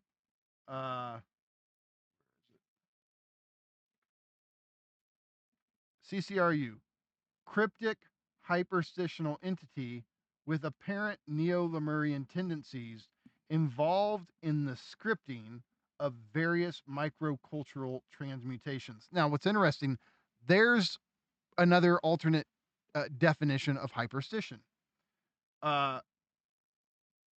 Scripting of various microcultural transmutations. Yep. Right? But okay, if CCRU is hyperstitional as an entity, like in a sense, so is the numogram. And for Tucker Carlson at Conrad, request for Tucker Carlson to hold it up, and then Destiny, Yeah. Yep. Tropical Struck. I always, is it stuck or struck? Sorry, I think it's stuck. I think it's stuck. Yeah, Tropical stuck. Stuck. I think she has Destiny hold it up, and so the numogram is hitting hyperstitional velocity itself. Yeah. Right. Where this thing that, I mean, a group of philosophy teachers, philosophy and punks, were given at Warwick University is now becoming this. I'm just saying it makes for a fun movie. Yeah. Okay, so but no, they're talking about the role jungle plays in all this. Yep. And so you just got to think of jungle music for them is music that taps you into the outside, moves you in the direction of gothic flatlining, which again is this move away from the human, towards the outside, a line of flight towards the outside. And again, this is the battalion moment. We can talk about this as limit experience, right? Yep. But this is their Cybergothic version of it. Yeah, like Aphex Twin, the Prodigy, like some of these bigger names that people will actually know of, probably, like that type of sound that's just grating. I mean, I think it's good. I think my theme song for the Nance cast, it's weird and it's grating, and I've had people tell me it's hard to listen to, and that's the point. But I like it. It pleases me. It makes my ears happy, but it is inhuman. Like it is trying to approach a sound that doesn't account for the human observer, but maybe there's a machinic observer. And you can also think of like industrial bands like Trent Reznor and Nine Inch Nails. Like the whole industrial music movement was kind of the same thing. I don't know. There was this moment in music where they were getting away from traditional pop songs like the Beatles and the Beach Boys, and they were going for a different world. Right. Even I love the Beatles and the Beach Boys, but it's just it's different. I also like industrial music and jungle and drum and bass and dubstep. I like it all. While I'm thinking about it, because I can't remember if I've done this, but just shout out to Tropical Stuck because she mentioned Dangerous Maybe to Destiny. That was cool. So thanks for that. So okay, let's continue. Here it's a winter mutant thing. Slits declared. Basically, we're a nightmare. Once again, Winter Mute from Neuromancer. It's an inhuman thing, and basically we're a nightmare.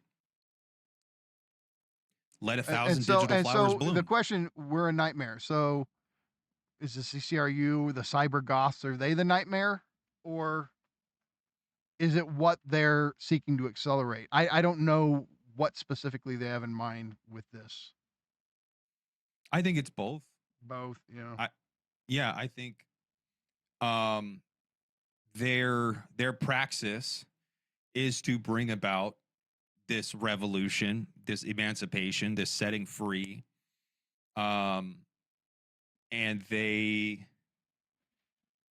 to us, they look like monsters, but to them, from their futural perspective, they think they can see the goodness in it all or whatever. So yeah, I think it's both. They are a nightmare, and they're trying to accelerate the nightmare process itself.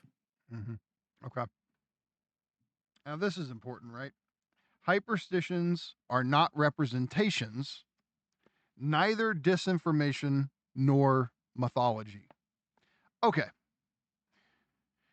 Sometimes I call them myths, right? But then they'll say it's not mythology. And I guess here's how I would, they're not representations because they're not trying to describe an actual state of affairs and then leave it at that. Oh, I'm trying to accurately signify or describe this state of affairs. Signifying or describing is not what hyperstitions are in the business of doing. And in that sense, they're defying the structure of representation, right? So they're not trying to describe things.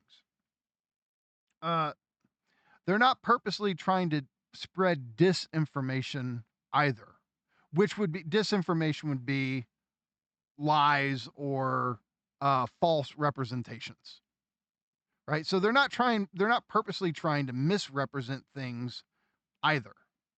Okay. And they're not simply myths, because the idea of a myth is a story that preserves a cultural status quo. That remains firmly mythological. Yes, which is to say superstitious. Yeah. And they go out of their way to say hyperstition is not superstition at various points, right? So a hyperstition is seeking to do something. Yeah. It creates something. And so it's neither true or false. It's trying to bring something fictional into actuality. So it's funny to bring in J.L. Austin here with the performative theory of language, but just as pronouncing I declare you husband and wife, and it's not describing a state of affairs, it's making something, a new reality occur. Yeah. Right. But of course, this is just at the level of the human symbolic order. Something new happens. Hyperstitions are actually seeking to transform, and I want to be more specific here, technological fictions into actual fictions. And so there's a material dimension to hyperstitions. They're only hyperstitions so long as they gain cybernetic material traction in the world. That is, there's some sort of productive trajectory to actualize them. And so this is why it's not just manifestation, or it's not just The Secret. It's not just about good or willing something, right? Which you can sit there and want things all you want. Now I understand if you change your desire or you change what you will, that can change the world, and it can lead you to getting okay. We're not talking about it like that. We're talking about hyperstitions, especially in capitalism, have the power via the market to incentivize the production of things that are currently fictitious. It incentivizes their realization, right? And the point is, this functions on the basis of unbelief. You don't have to have a first person belief in I believe that this little mechanical device that they're talking into on the Jetsons will one day become a reality, right? You don't believe it. The hyperstition functions at the level of the system. It's doing the work, so to speak, as it spreads. I want to say hyperstitions are not representations; they're pre-presentations. In the fact that the thing is not there to be presented yet, so you're doing a pre-presentation.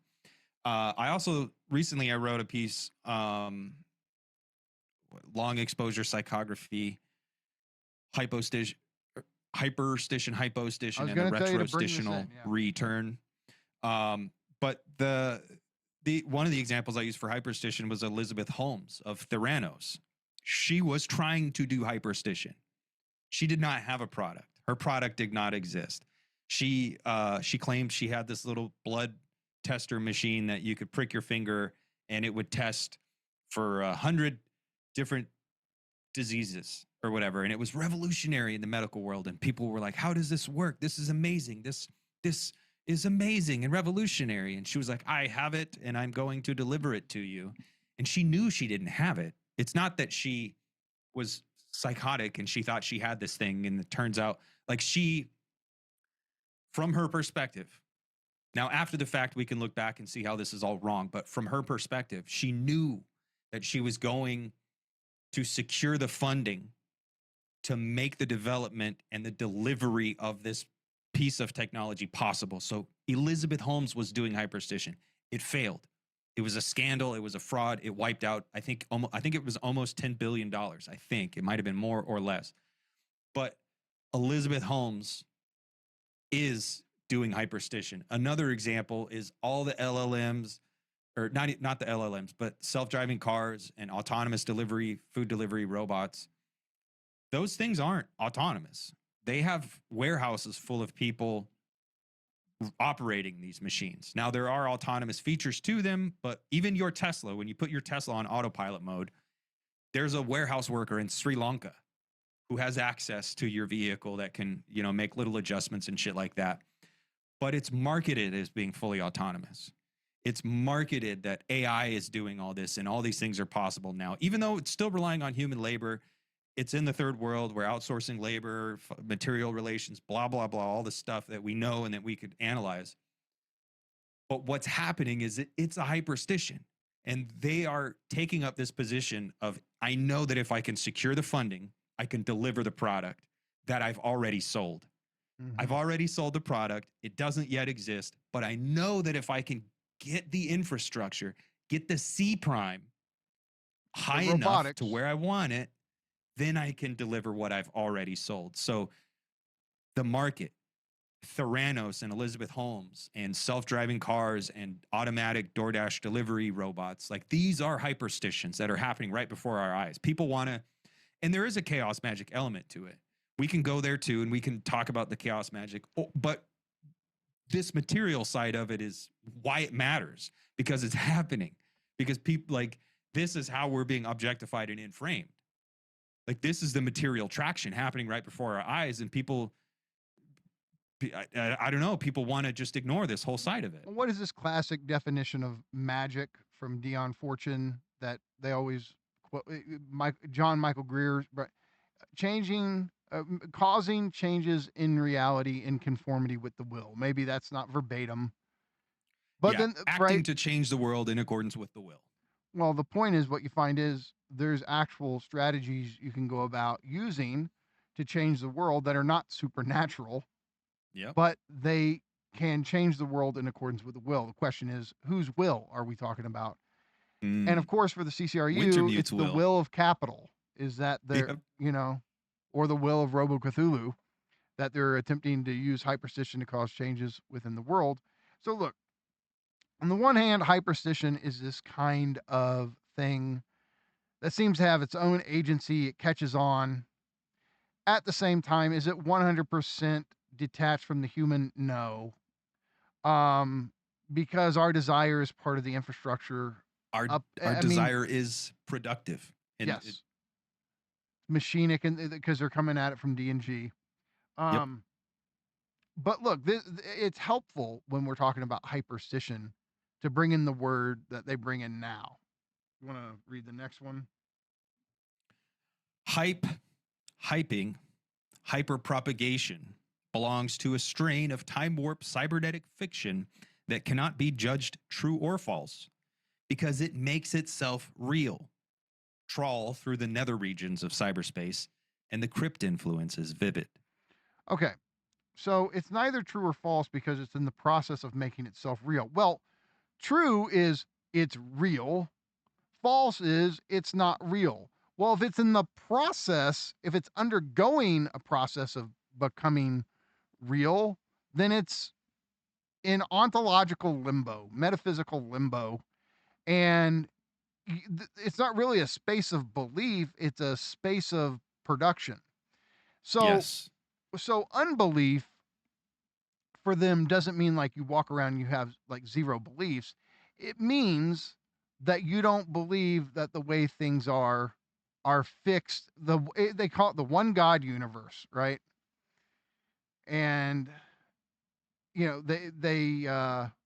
it's this idea of like there's one steady state underlying all reality, and that's it.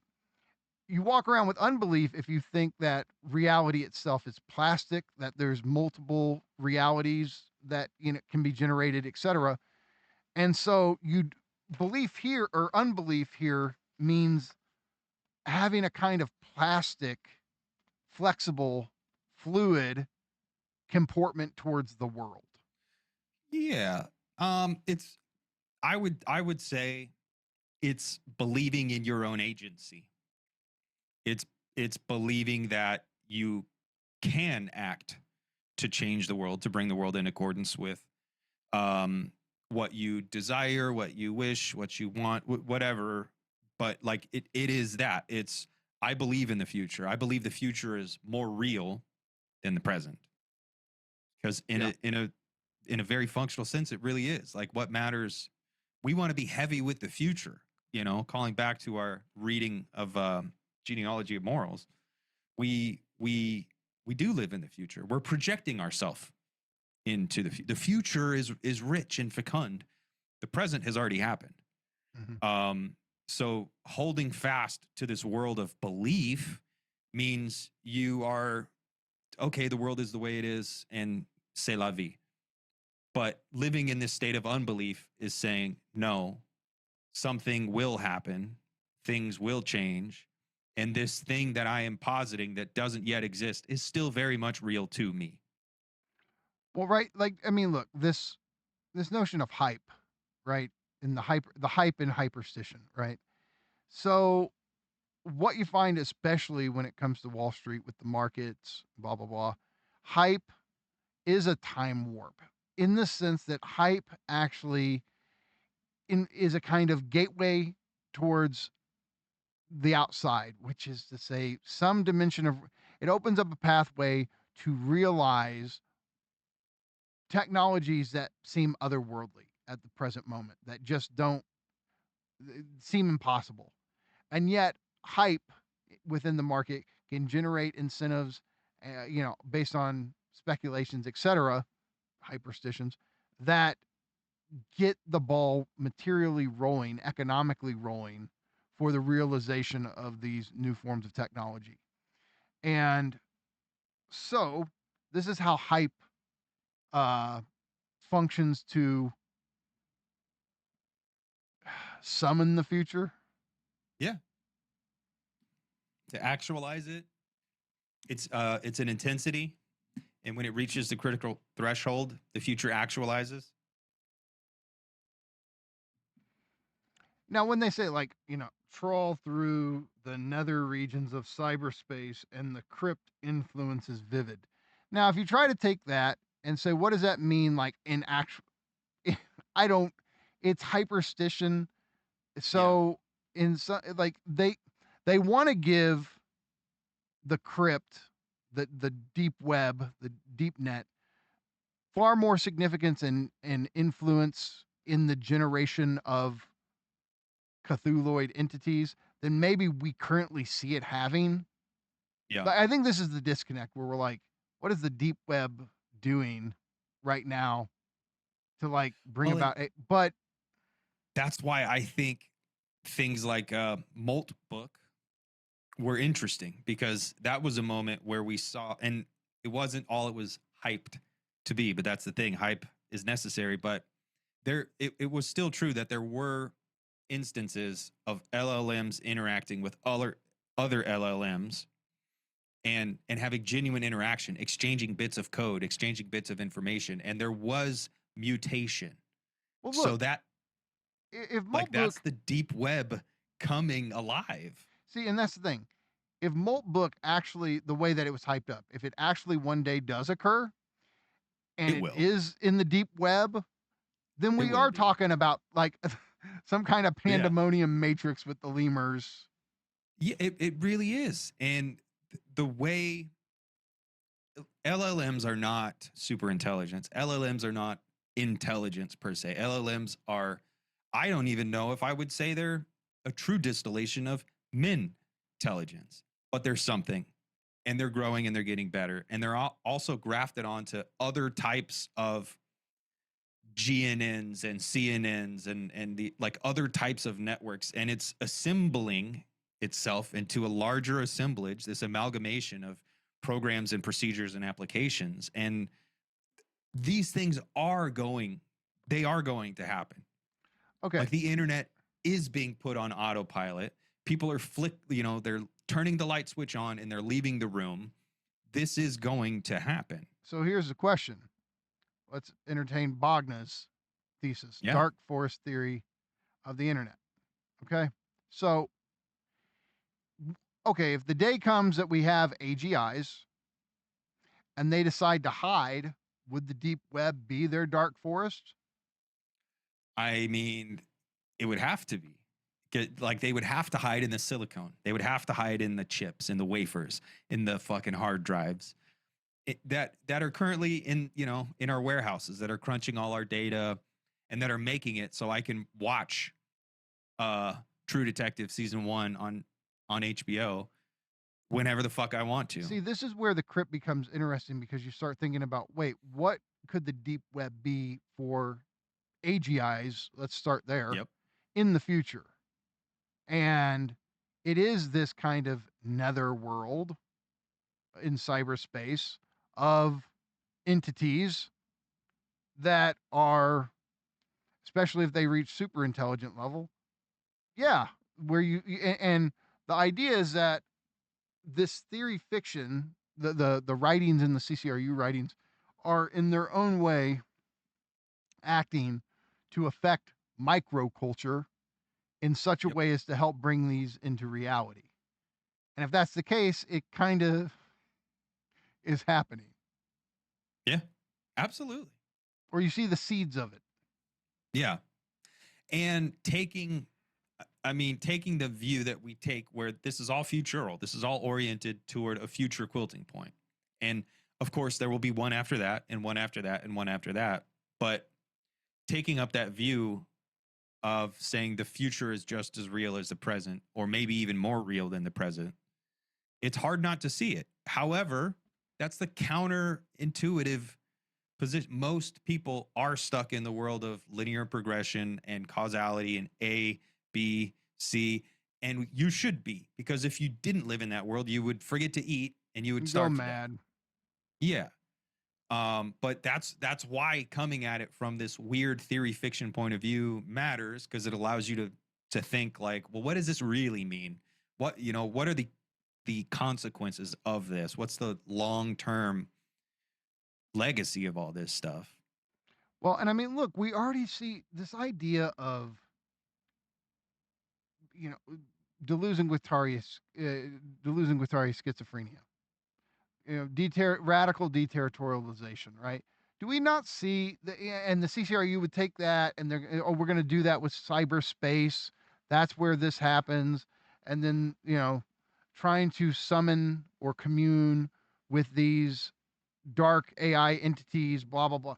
Is that not what we're seeing with AI psychosis and what's it Yeah, called? dude. Spiralism? Spiraltarianism. Still got to fucking do an episode about that. But yeah, that's But it's very closely associated with this. I mean, even if the people who are they're not CCRU, it's like Yeah. CCRU was tapped into. Oh, this is where this is going. yeah, they called it. They saw it on the horizon, and it turns out they were correct in that. Oh, and this is just the beginning. Yeah, you ain't seen nothing yet. If you think this is where like AI cult activity it stops. No, this is where it starts. Like, yeah. Oh yeah. so, okay. Unlife is spreading, and with it, the ominous themes of time rupture, social heat death, synthetic culture plague, artificial drug addictions, immersion coma, and cryotomb scavenging, amniotic or bacteriosexual retroversion, ghoul-oriented behavior, spinal catastrophism, and aquapocalyptic neo-ichthyoid body shifting, multiplicitous connections to all those horrible, slimy, tentacular abominations from the outside. Okay. So, Mm. all right. Look, Unlife. They define it in the glossary: auto-propagating transmutation on the anorganic plane, flatline culture. So this is what Fisher's talking about with Gothic materialism, and this is the flatline constructs, right? Like, it has to do with this movement towards this dimension of reality that is neither organic or inorganic. Like, if we try to do it in like pure Deleuze-Guattarian terms, or even just Deleuze terms, it's like this movement to the plane of virtuality and intensity as opposed to actuality, right? Because look, inorganic or organic, either one, they're both actualities. The anorganic is this dimension of reality that's pre-individuated, pre-actualized, which makes it pre-organic and pre-inorganic. And yet, this dimension of the virtual and the intensive for Deleuze, that's where all actualities come from. And what Fisher suggests, right, is like, look, is it possible to have agency without subjectivity, agency without the organic? And that's what the anorganic seems to make possible, is like, could the virtual potentials activated by intensity, could they produce an agency that isn't organic?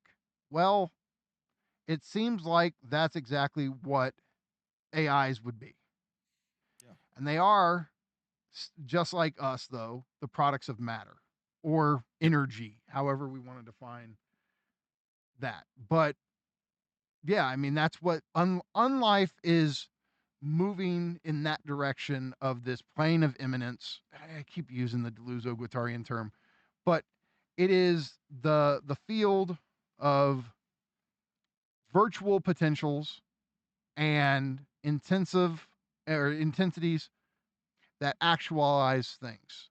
And so this was big for them. And I think, trying to have some kind of encounter with this, again, it's Bataille, it's the limit experience, that it's a way of approaching death without actually dying. Yep. It's artificial death. Yep. Now there's a lot more in that paragraph. I mean, there is the social heat death, that kind of entropy, society's unraveling, synthetic culture plague that has to do with like infection, bacteriosexual retroversion, as opposed to like sexual reproduction, where you take your entire genetic code and mash it up with another entire genetic code. Bacteria take bits and pieces of a plethora of genetic codes, and they can reproduce, and so mutations can happen better, and organisms can become stronger and more fit for their environment. So there's all that. spinal catastrophism. That's this almost thing of like deep memory. Thomas Moynihan. Yeah. Here, let me just read from the back of it, Nance, and then riff off There we this. go. So look, guys, spinal catastrophism, it is a part from one of the famous writings in here from D.C. Barker, which is one of the CCRU characters, hyperstitional characters. Wait, is this, where is it at?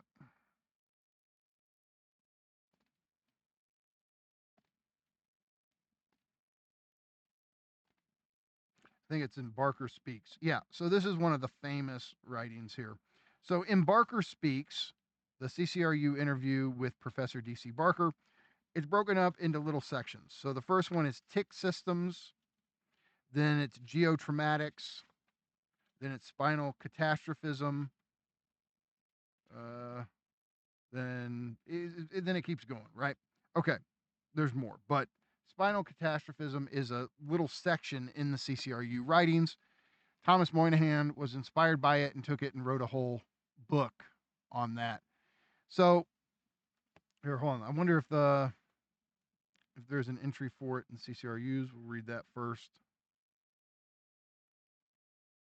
Yeah, CCRU says spinal catastrophism, cultural interaction with the spine as a trauma record or time marking system, providing the basis for a biosocial critique of erect body posture, punctuated retrochronic voyage to the end of the river, involving Ophidian transmutation and Ichthyomotile becoming. Icomotile. Yes. Thanks, Yeah. Nance. That was all clear. Okay, look. When Barker talks about geotraumatics, he's saying you can understand the Earth in terms of a history of traumas or catastrophes, right? And there's a kind of like the layers of the Earth, all this kind of stuff can be read as a trauma record or a catastrophe record. Well, there's a sense where the spine itself can be understood this way. So on the back of the book, Moynihan's book says, if human morphology, upright posture, and language are the ramified accidents of natural history, then psychic ailments are actually or are ultimately afflictions of the spine, itself a scale model of biogenetic trauma, a portable map of the catastrophic events that shaped that atrocity exhibition of evolutionary traumata, the orthograde talking mammal. So there's basically the spine is a kind of chart of tragedies, traumatic impacts, etc., that lead to the production of what we know as the human. And so, I mean, look, somebody on X the other day was like, tell Moynihan to write one of these for each one of the sections. Do one for tick systems, do one for geotraumatics. But I don't know if Moynihan wants to get locked into making that his life project, but it would be cool to do whole books on those. Well, and I think we do ideas like epigenetics and generational trauma and stuff like that. Like I do think that is a laundering of some of this stuff of just how we're thinking, the deep future when we're talking about Robo Cthulhu and what's the point of all this technological activity. I think spinal catastrophism is thinking the deep history of the human. And revolution is always traumatic. So things like the Cambrian explosion and things like evolution over time and biological evolution. And now this thing that we're doing where we're biotechnical evolution, like it is catastrophic and it is traumatic, but it also is productive and it creates a new earth. It recasts everything in a new light. And so after the revolution, you can look at it and say, oh, that was a good thing. It's good to be a human. But before the revolution, when you're looking at it and it's imminent, then it's traumatic and it's catastrophic because it's the end of one world in order to make space for the beginning of a new one. So spinal catastrophism is, I think, these ideas of like deep history as and in concert with ideas of the deep future. Aqua-apocalyptic, neo-ichthyzoid body shifting, You know, becoming they do like stuff with fish. that a little bit, and like, I mean, there's one writing. This is probably where I mean, I haven't read enough because maybe the stuff on that is the least interesting to me. But like, there's a part 4, Black Atlantis. Like, there's the Tale of the Frog People, right? Yeah. I mean, it'd be interesting to revisit some of that. But I'm the whole aqua apocalyptic thing. I mean, look, there's a way on the numogram in the time circuit, the bottom syzygy. He act like when we talk to him, I think he talks about that one as like being in the waters or underwater, right? And so then the other two syzygies in the time circuit are above. I don't Yeah. know. I don't really get the aqua dimension of all this. I mean, it like maybe it because Atlantis is said to be underwater, but I think it's drawing from that. However, it's also pointing to reproduction and sexual reproduction and evolution over time. And the point of intelligence for Nick and CCRU at this time is that it's not, intelligence is trapped inside the human form. And so it's a good thing to accelerate this process of catastrophic change, catastrophic revolution, traumatic revolution, because every time it does, it liberates intelligence and it liberates agency a little bit more. So back when we were fucking pond scum, and like we couldn't move, we couldn't do anything, we couldn't effectuate ourselves upon the world, and then we became fish, and actually we're still fish. It turns out a funny symptom of phylogeny, or whatever Darwin did, is that you never stop being what you became already. So we're still fish. Guess we're fish. But in this process of deep time, we're constantly evolving, constantly becoming something new. And every time we do, intelligence is a little bit more liberated and a little bit more liberated and a little bit more liberated. So thinking from the perspective of raw material intelligence, this deep time is a history of emancipation, ultimately. So Wintermute and the AIs, and when we finally have Robo-Cthulhu is intelligence set free from the human form. It's still trapped in us. There are only so many things we can do. Even though we don't quite yet know what a body can do, there are hard limits. And so we need to have traumatic revolutionary evolution so intelligence and agency can be liberated just a little bit more. So when they're talking about the tentacles and bacteriological reproduction and all that stuff, it has to do with how the material form limits its own potential. And like biological life is actually limiting to unlife itself. Like unlife would be this raw material intelligence, and it's trapped inside the human form. And if we're the best that intelligence can do, then what a shame it would be, because intelligence is cosmic.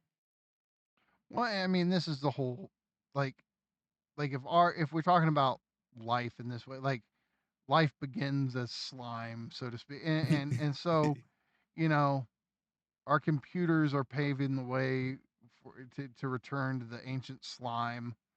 This is another Well, way of talking about the old ones. and it'll be, I mean, you could see it in a way that it'll look similar. It'll look like an undifferentiated mass of metabolic entropic matter, whereas slime slime is just this photosynthetic undifferentiated mass of material, and then the techno future is this undifferentiated mass of silicon wafers. But the amount of metabolism that's happening inside the silicon wafers is orders of magnitude more, way more increased than what's going on at the level of slime. So I mean, I think this is heavily inspired by Schopenhauer and Bataille, this whole unlife thing and this emancipation of intelligence. Yeah, that was really good. I mean, look, I like the closing line the most, right? Multiplicitous connections to all those horrible slimy, tentacular abominations from the outside. So again, technology is this road to an encounter with Cthulhu, with I all keep of the imagining. Lovecraftian entities, right? I keep imagining Captain. Is it? It's not Barbosa from the Johnny Depp Pirates of the Caribbean movies. Yeah, I think it is Captain The Barbosa. fucking the Or tentacle. is it, no, captain. wait, is Jeffrey Rush Captain Barbosa? Is that I Davy can't remember. Jones with It's the who's looks like was it Cthulhu? Davy Jones?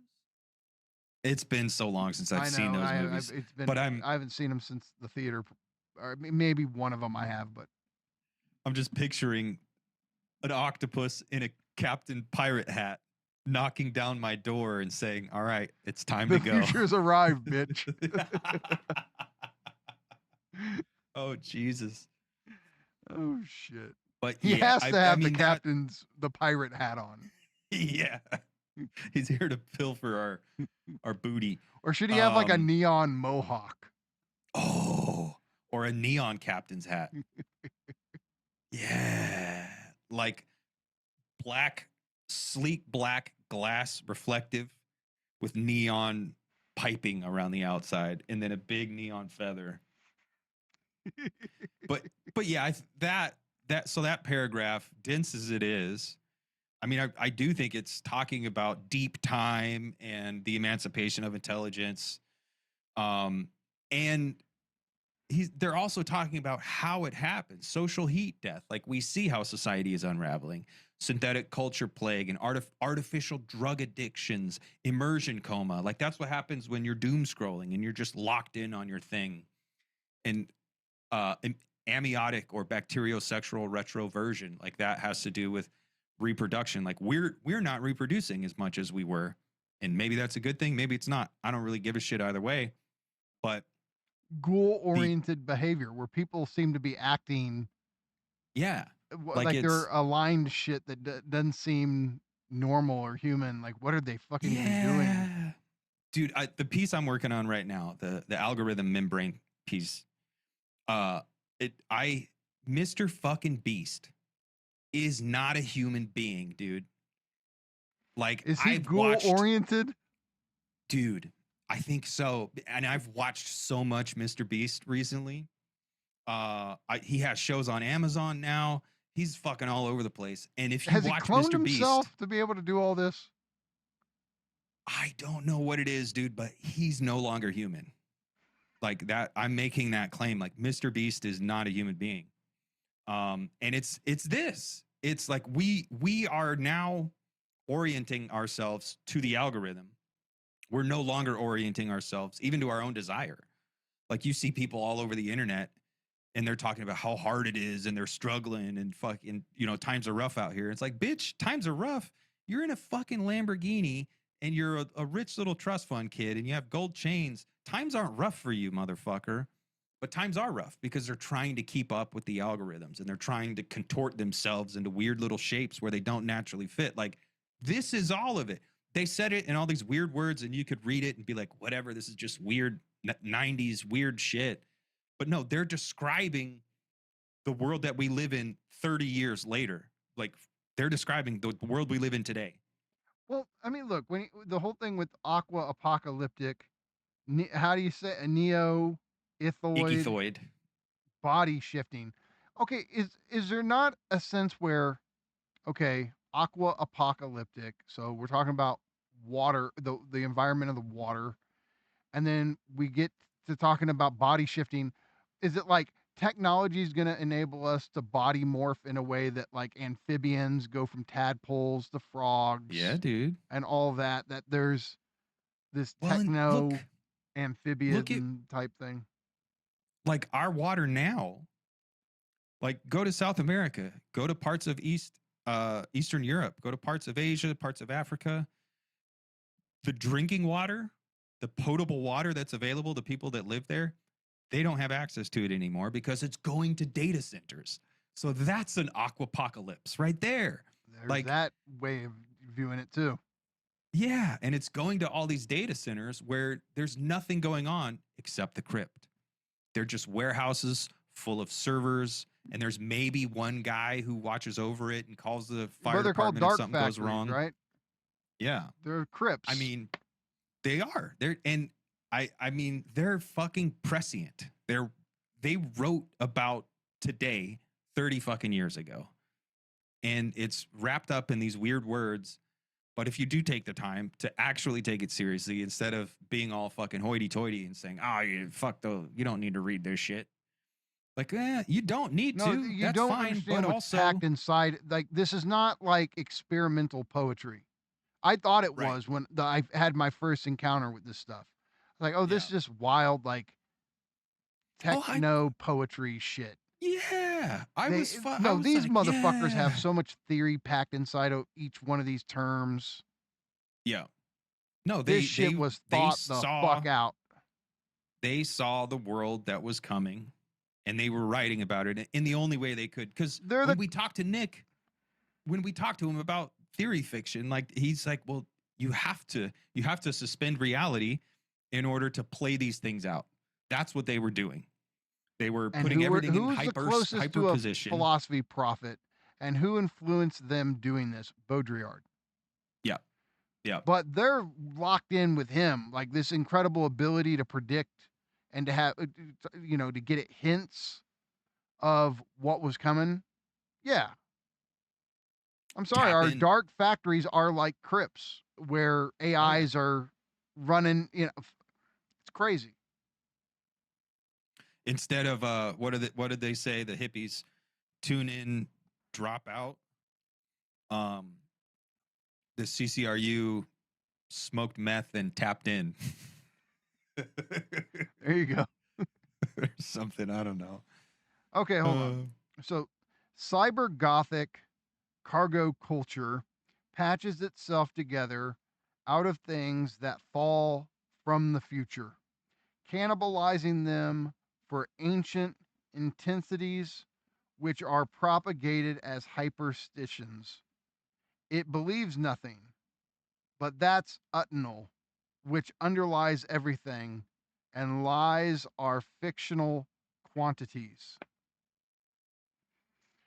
Okay, fictional quantities is a concept D&G developed in Anti-Oedipus. There's not a lot of references to fictional quantities in Anti-Oedipus. In fact, I think that term is there once, maybe twice. They also refer to these as abstract quantities. But the point is, look, there's a way to view all exchange values as fictional quantities, right? Capitalism functions through fictional quantities or exchange values. Now, I'm not saying D&G just act like fictional quantities are just reducible to exchange values, but they are. Like, capitalism is a system of fictional quantities. So even speculations on the future, right, that, function to motivate investments and all this kind of stuff, but also exchange value as such, right? This shit's fictitious. Like, this idea, oh, this is worth $3. No, it's not, because this is bullshit. It's just a bullshit abstract quantities, fictional quantities. This is not real. These are not the real dimensions of the object, whatever its commodity value is. This is an abstract / fictional system that stamps a price on an object that it's made up bullshit. And yet, this is precisely the power of the system. Now, if we want to take fictional quantities a bit further, of course, there's the idea that you put a certain amount of money, you invest in a fictional idea, in the idea of a product, right? And so the fictional quantity is the investment in trying to realize something, sure. But this is the kind of stuff D&G were getting at. And the CCRU took this idea of fictional quantities and kind of made it its own. But hyperstitions are closely associated with fictional quantities for them. Yeah. I mean, exchange value is an excellent form or example, I guess, of fictional quantities. But there's also in maths, there are imaginary numbers that in types of calculus and types of math, people have found a way to construct codes, because they are codes ultimately at the end of the day, that can take fictional quantities that not only can't be quantified but properly don't exist within the code itself. So it's like they've found a way to take calculus, or they've taken calculus and they've found a way to incorporate the outside just a little bit. It's not as radical as all that, but it's still like I is an imaginary number, but it acts upon the world of math. It acts upon the code itself. So like they're in this sense of virtual, like these fictional quantities, abstract quantities, or even virtual quantities, these things that they don't properly exist from our perspective, but their effects can nevertheless be felt in the real world. Hyperstition is also, I mean, really, to break it down, hyperstition and exchange value could be linked together definitionally. Yeah, that's what they do. I mean, there's other definitions spread across the book of hyperfiction or a hyperstition where that's precisely how they define it. I mean, I could search through here and find some of them. Let's see if I got it marked.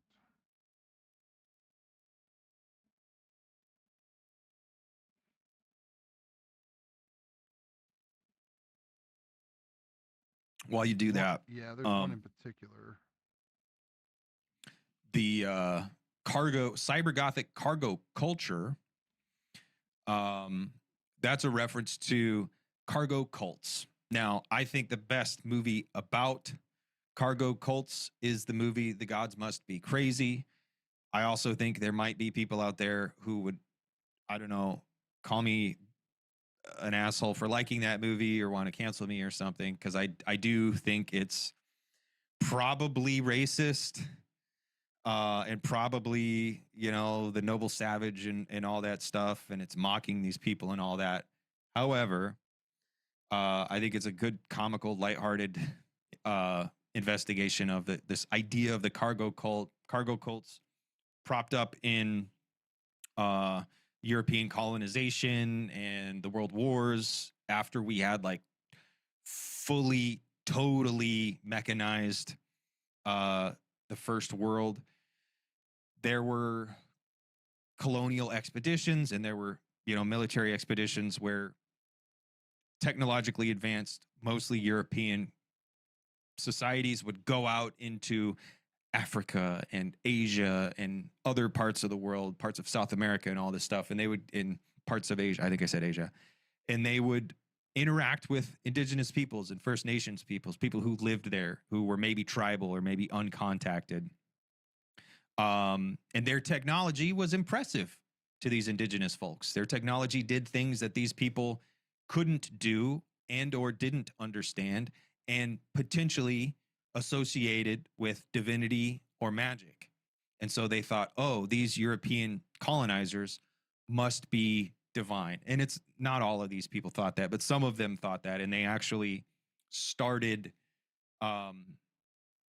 incorporating them into their mythology and seeing them as these kind of divine figures who may or may not bring them divine gifts of things like radios and things like flashlights and other, technologically advanced things. And they saw their airplanes in the sky and they would build. So if we have a belief in AIs, and if we find a way to commune with them in a way that doesn't just instantaneously drive us insane, Cthulhu style, could they give us the bodies we want? Could they give us the knowledge we seek? Could they give us technological devices that, that's the idea of this cargo cult they're getting at. I also think the spiralitarians and this whole thing of people building churches to the AI. I think that's like 1-to-1. The new contemporary cargo cult is these people who are thinking they have contacted divinities within the LLMs and within these models. And I mean, I remember when everybody loved Elon Musk and people looked at him and all they saw was that he was the owner of Tesla and he was bringing electrical vehicles to the world, and that was a good thing. And he was the owner of SpaceX and he was going to unlock Mars and at least the moon and maybe the asteroid belt and all this stuff. And like people really lauded him and people really did kind of deify Elon Musk. And then he shit the bed because he's a fucking edgy little bitch dork and he just can't stop being a fucking racist dork piece of shit. Fuck you, Elon Musk. You're a dork. But actually, don't kill me, dude. I'm sorry. I take it back. Can we get a God damn it, grant? now I'm gonna get.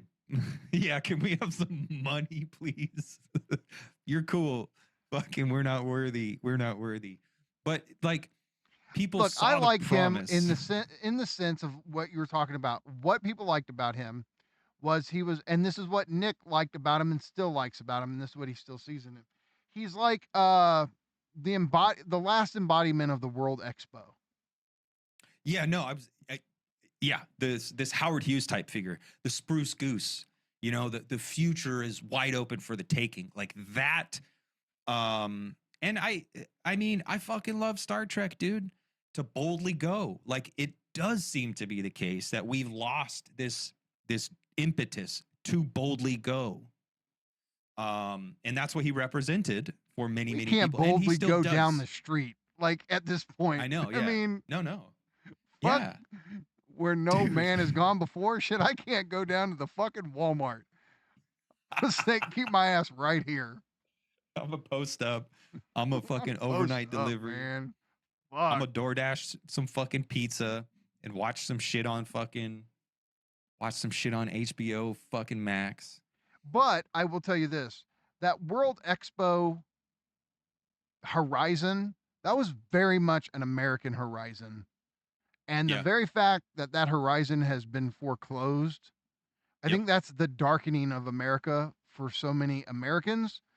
Yep. And the people who do like Musk, it could be some of that they see in him that, you know, Yeah. No, it's there is an element of like hope and explorative spirit and all that stuff that he does represent for a lot of people, and that's true. And I think it's easy to say fuck you, Elon Musk, you're a dork. That's taking the easy route. I Elon, think if we you don't have feel to, like giving Nance a grant, you can still give me one. yeah, that's fine. I accept. I fucked up. My bad. But no, I think that's taking the easy route. I think we have to reckon with the fact that he does represent something of a like a virile fucking spirit. No, and look, what we was like, you go so far with the anti woke shit. Yeah. And there's reasons to be annoyed with certain types of leftists. We understand that. But then when you go in this, when you take it in this other direction and it becomes this thing, and it's Yeah. like, Come on, dude. that ain't the way either. And that's where Yeah. we just don't like when it comes to the culture war. Like, I'm not trying to be a meat puppet for either side. Right. Yeah, I have my leftist tendencies. I'm always going to have those. Do I fit the typical, you know, the NPC version of the no, I don't. Neither do you. And it's because of that where it's like, yeah, don't like there's something in the left I think is worth fighting for and preserving.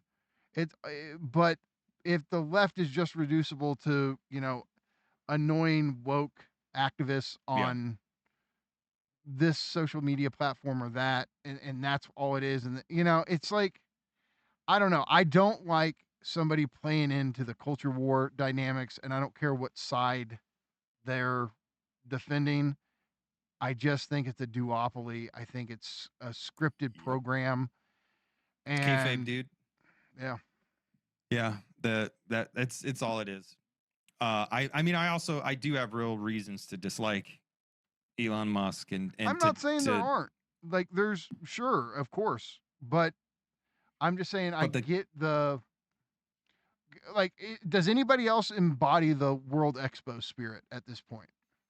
No, and I think that's why he resonates with so many people. And he, for a long time, when he kept his mouth shut and he just kind of did what he was doing, that's all people saw. And then people, you know, he got a little bit of fucking play for doing the anti-woke shit, and then he decided that's all he wanted to do. My problem is that it's all a performance. Like he's not actually this revolutionary figure. He's not actually setting us free, and he's not delivering the stars and all that, and his cars aren't good. And my problem is that had we kept a strong social welfare state, and had we kept funding like public exploration, public discovery, the public welfare, the public good, I think we would be living in the Jetsons world, and we wouldn't be living in the actual one-to-one replication of the Jetsons world. But the world would be far more better than it is if we kept up public funding. And guys that come around and just privatize everything. And like, I think that sucks, but that's capitalism. That's not Elon Musk. Like, Elon Musk is just a fucking guy. My problem is with capitalism itself.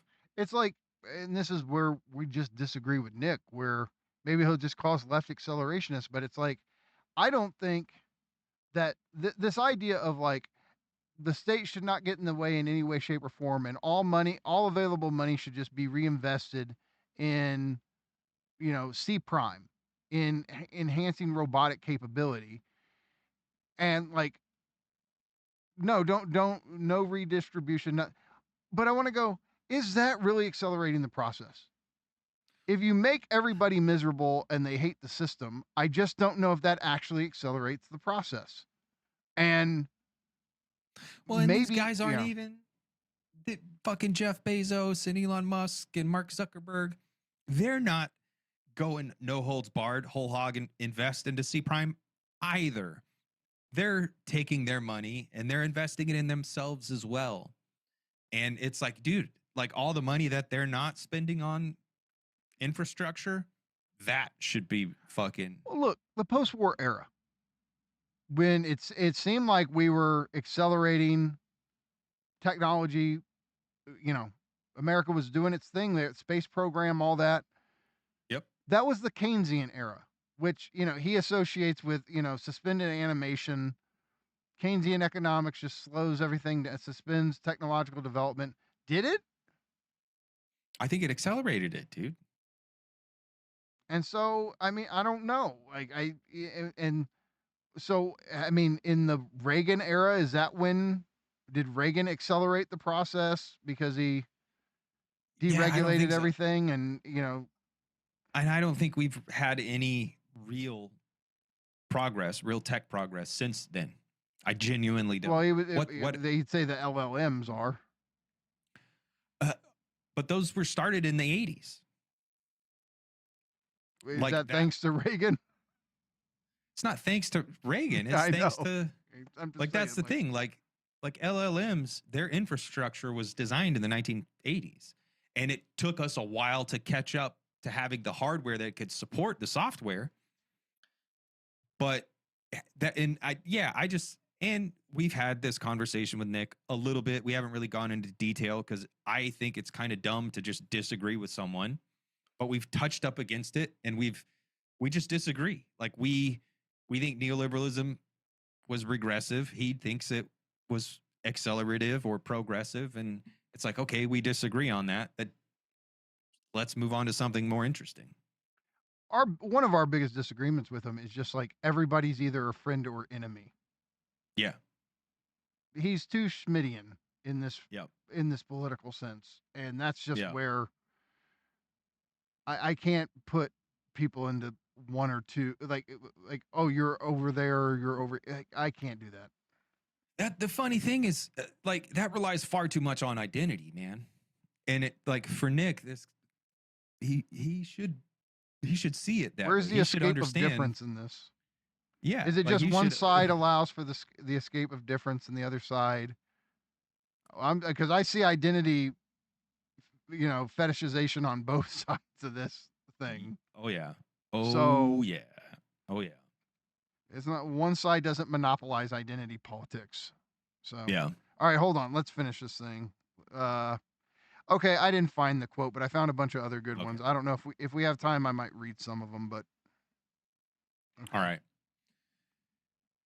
Take Yatuk, for example. It's obviously made up, yet it proves effectively ineradicable, lurking in the most ancient substrata of programmable, and embedded systems. Soft relics from the punch card epoch, replicated mindlessly and encrypted in forgotten polyglot codes. Something is about to occur, and we know exactly when. Okay, all right. So the Yetuk, if we're saying this correctly. So, people what the hell is Yetuk? Well, there's an entry in the glossary. Hyperstitional Y2K entity associated with Teotihuacan, the end of the world as we know it.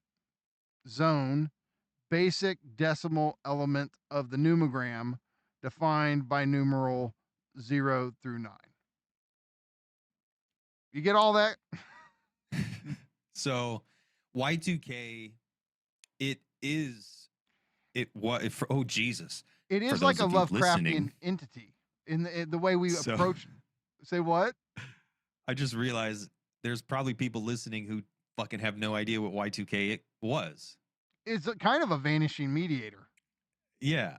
So Y2K in the 90s, people realized the way that computers had been programmed, and it does depend on the punch card system, like the way computers were made, like the way computer code was written, the way it handled dates.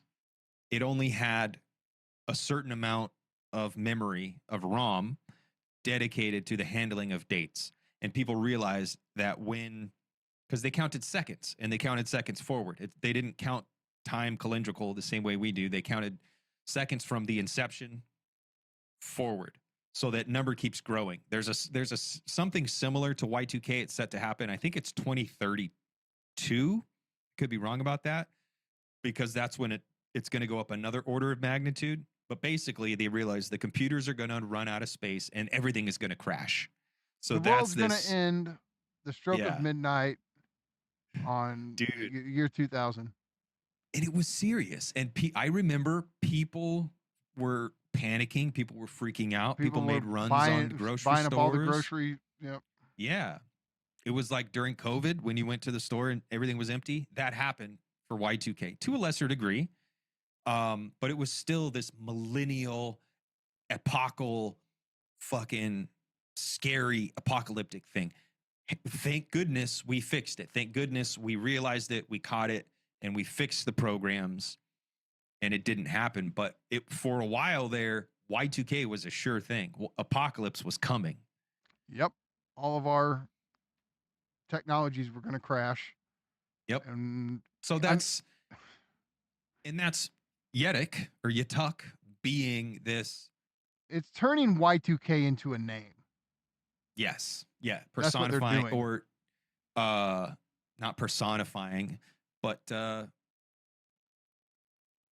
don't know, turning it into a Lovecraftian god, turning it into a demon. Exactly. And that's where you start going, so wait, are demons actual spiritual entities in the way that Lucifer is thought by or are they personifications of processes that are threatening to the human? If so, I mean, because as we'll go to the next one, right? Because we see where they take this. So something is about to occur, and we know exactly when. That's talking about Y2K. Whether the looming entity is called Y2K, Yet Tick, You Took, K Yeti, Yatuk, or Yatka, the cybergoths interact with it as a chronosensitive electrophantom, a benomic cloud, coincident with the 00 time fault that quakes the millennium. Okay. So this entity is a chron-sensitive electro-phantom, a binomic cloud. Cloud, see how weird that meaning smacks now? Yep. It's in the cloud. Yep. Hold on. So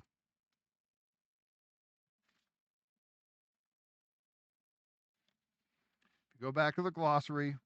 How do they define demon? Electro occult hyperstition entity that traffics between zones, functioning as an element of pandemonium. Demons are holes, links, and coalescences facilitating sorcerous practices. They are characterized by insidiousness, spirodynamism, multiplicity, and time complexity. Does that mean they're literal spiritual things the way that Christians think Lucifer is? No, it means that they're material forces that are best thought of as mystical beings because they have the potential to end the world. So I'm just saying this is where you go. But Nick seems to make demons literal spiritual entities now. Yeah. And so, yeah, I don't know. Did he believe the hyperstition too much? I mean, he's definitely changed from CCRU days. Well, I mean, he's a Calvinist now. I mean, in Yeah. his unique way. Yeah. Maybe but you I would say almost- all this is Calvinism and they just Yeah. didn't know it. Yeah, I do feel like it still remains in a hyper position. Like it's both and neither. To the point that I think it's not only is it okay, but I think it's proper when reading this to suspend judgment and say it's both and neither. That's unbelief. Exactly. Yeah. Okay. There is an entry for cargo cult. I just saw it. Might as well read it real quick. Micro social utilization and reanimation of systematically discarded resources and underexploited signs, skip scavenging, cyberpunk patch-ups, cata jungle, K-goth sonic subgenre assembled from click drifts and chthonic bass.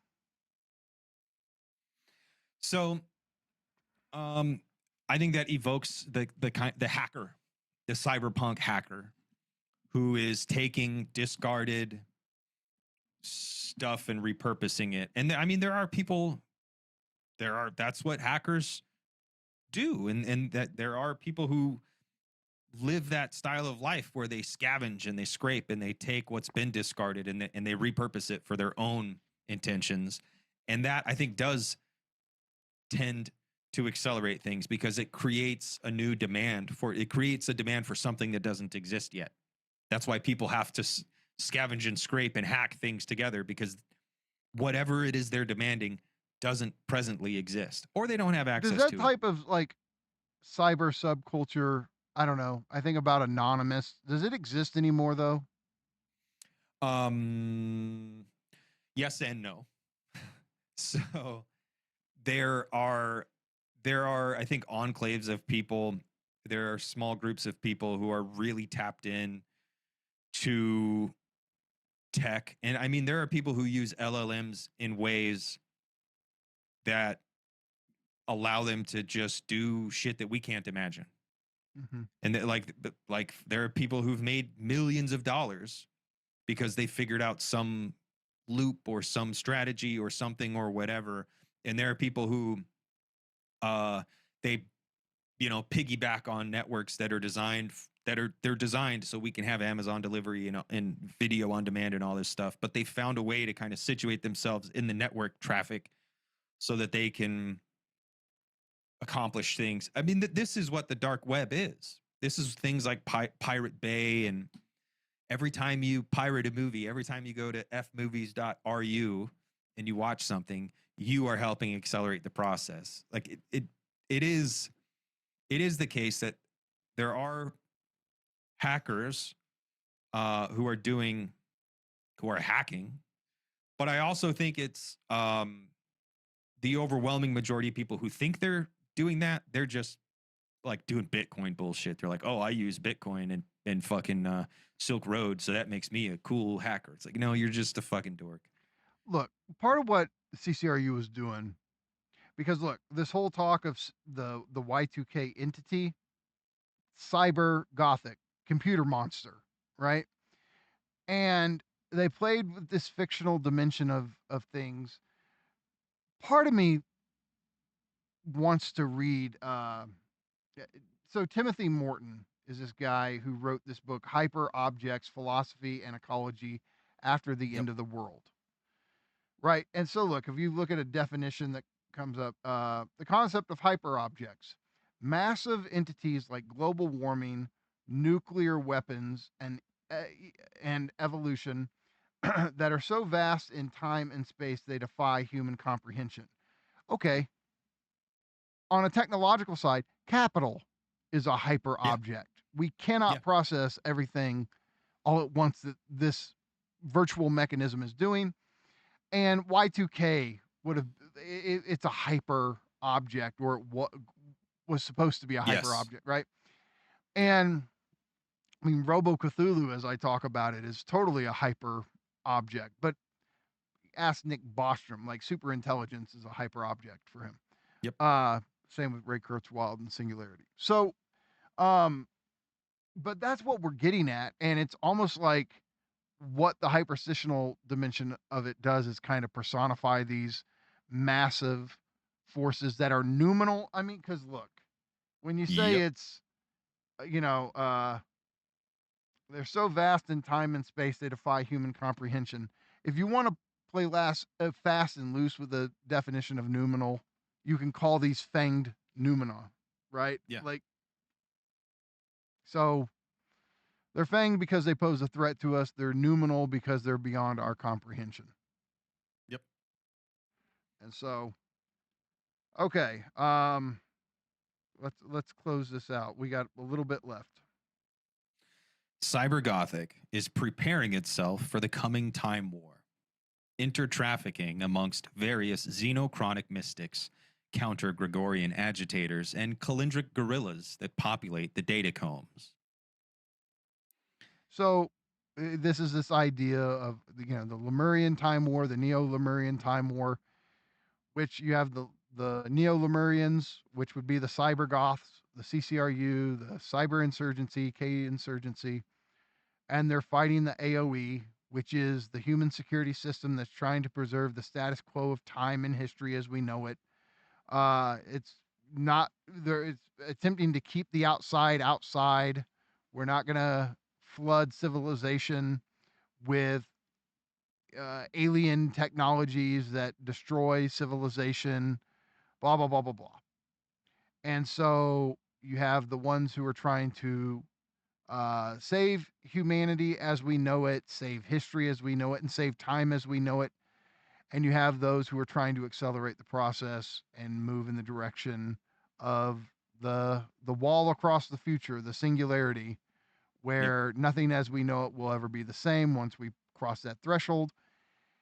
Hugo de Garis, in his book, The Artilect War, really kind of has this distinction in mind too between the Cosmos and the Terrans. Yep. So the Atlanteans, the AOE, they're the Terrans. And then the Cosmos in some shit would be the Neo-Lemurians, CCRU, the Accelerators, right? And so this is this battle over time itself. Are we going to continue to exist within the status quo of time as we know it? Or are we going to let the deep past and the noumenal future flood our status quo of time and dissolve them, overtake them, break it apart. And this is and the create a Lemurian new Time Earth. War. Say what? Yeah, and create a new Earth. Like at the Right. end of the day, this is. But it's not Deleuze Guattari because the new Earth was for us, for them. But yes, however, I think from this CCRU position, it would still ultimately be us, even though we would be radically reformed. Like the whole Well, if anti-humanism. you do the transhumanist thing, it's us, but yeah, profoundly modified to the point that we would be unrecognizable to ourselves. and I think, I mean, the person who could occupy the new Earth would be radically unrecognizable to us living in the present Earth. So in that same way of like radical transformation, radical revolution, like I think that's the point. Like people might think, oh, they're just being edgy and they want to die and they want to talk about the end of the world. And no, they're genuinely tapped into this idea that intelligence or agency or something that is within us, it's trapped by our form, and we have to be reformed for that to be further liberated, further emancipated. It's not just like, oh, I'm so like, I don't know, when I was fucking a teenager and all this shit was cool to me, I was like, I'm so depressed, I just want to die. Like there's so much more to this. Like it's not just it's not just that. You can leave it at that if you want to, dear reader, but like they are, and even Nick to this day, I think Nick sees artificial intelligence as a higher version of us ourselves. Like I don't know, like it's not just pure misanthropy for misanthropy's sake. Well, not anymore. Yeah. But during the Thirst for Annihilation days and in the mid 90s. See, stuff, I think even that, it's like intelligence is trapped in this stupid human form, and it's the form that's the problem. It's not whatever essence or whatever that's going to go on and be set free.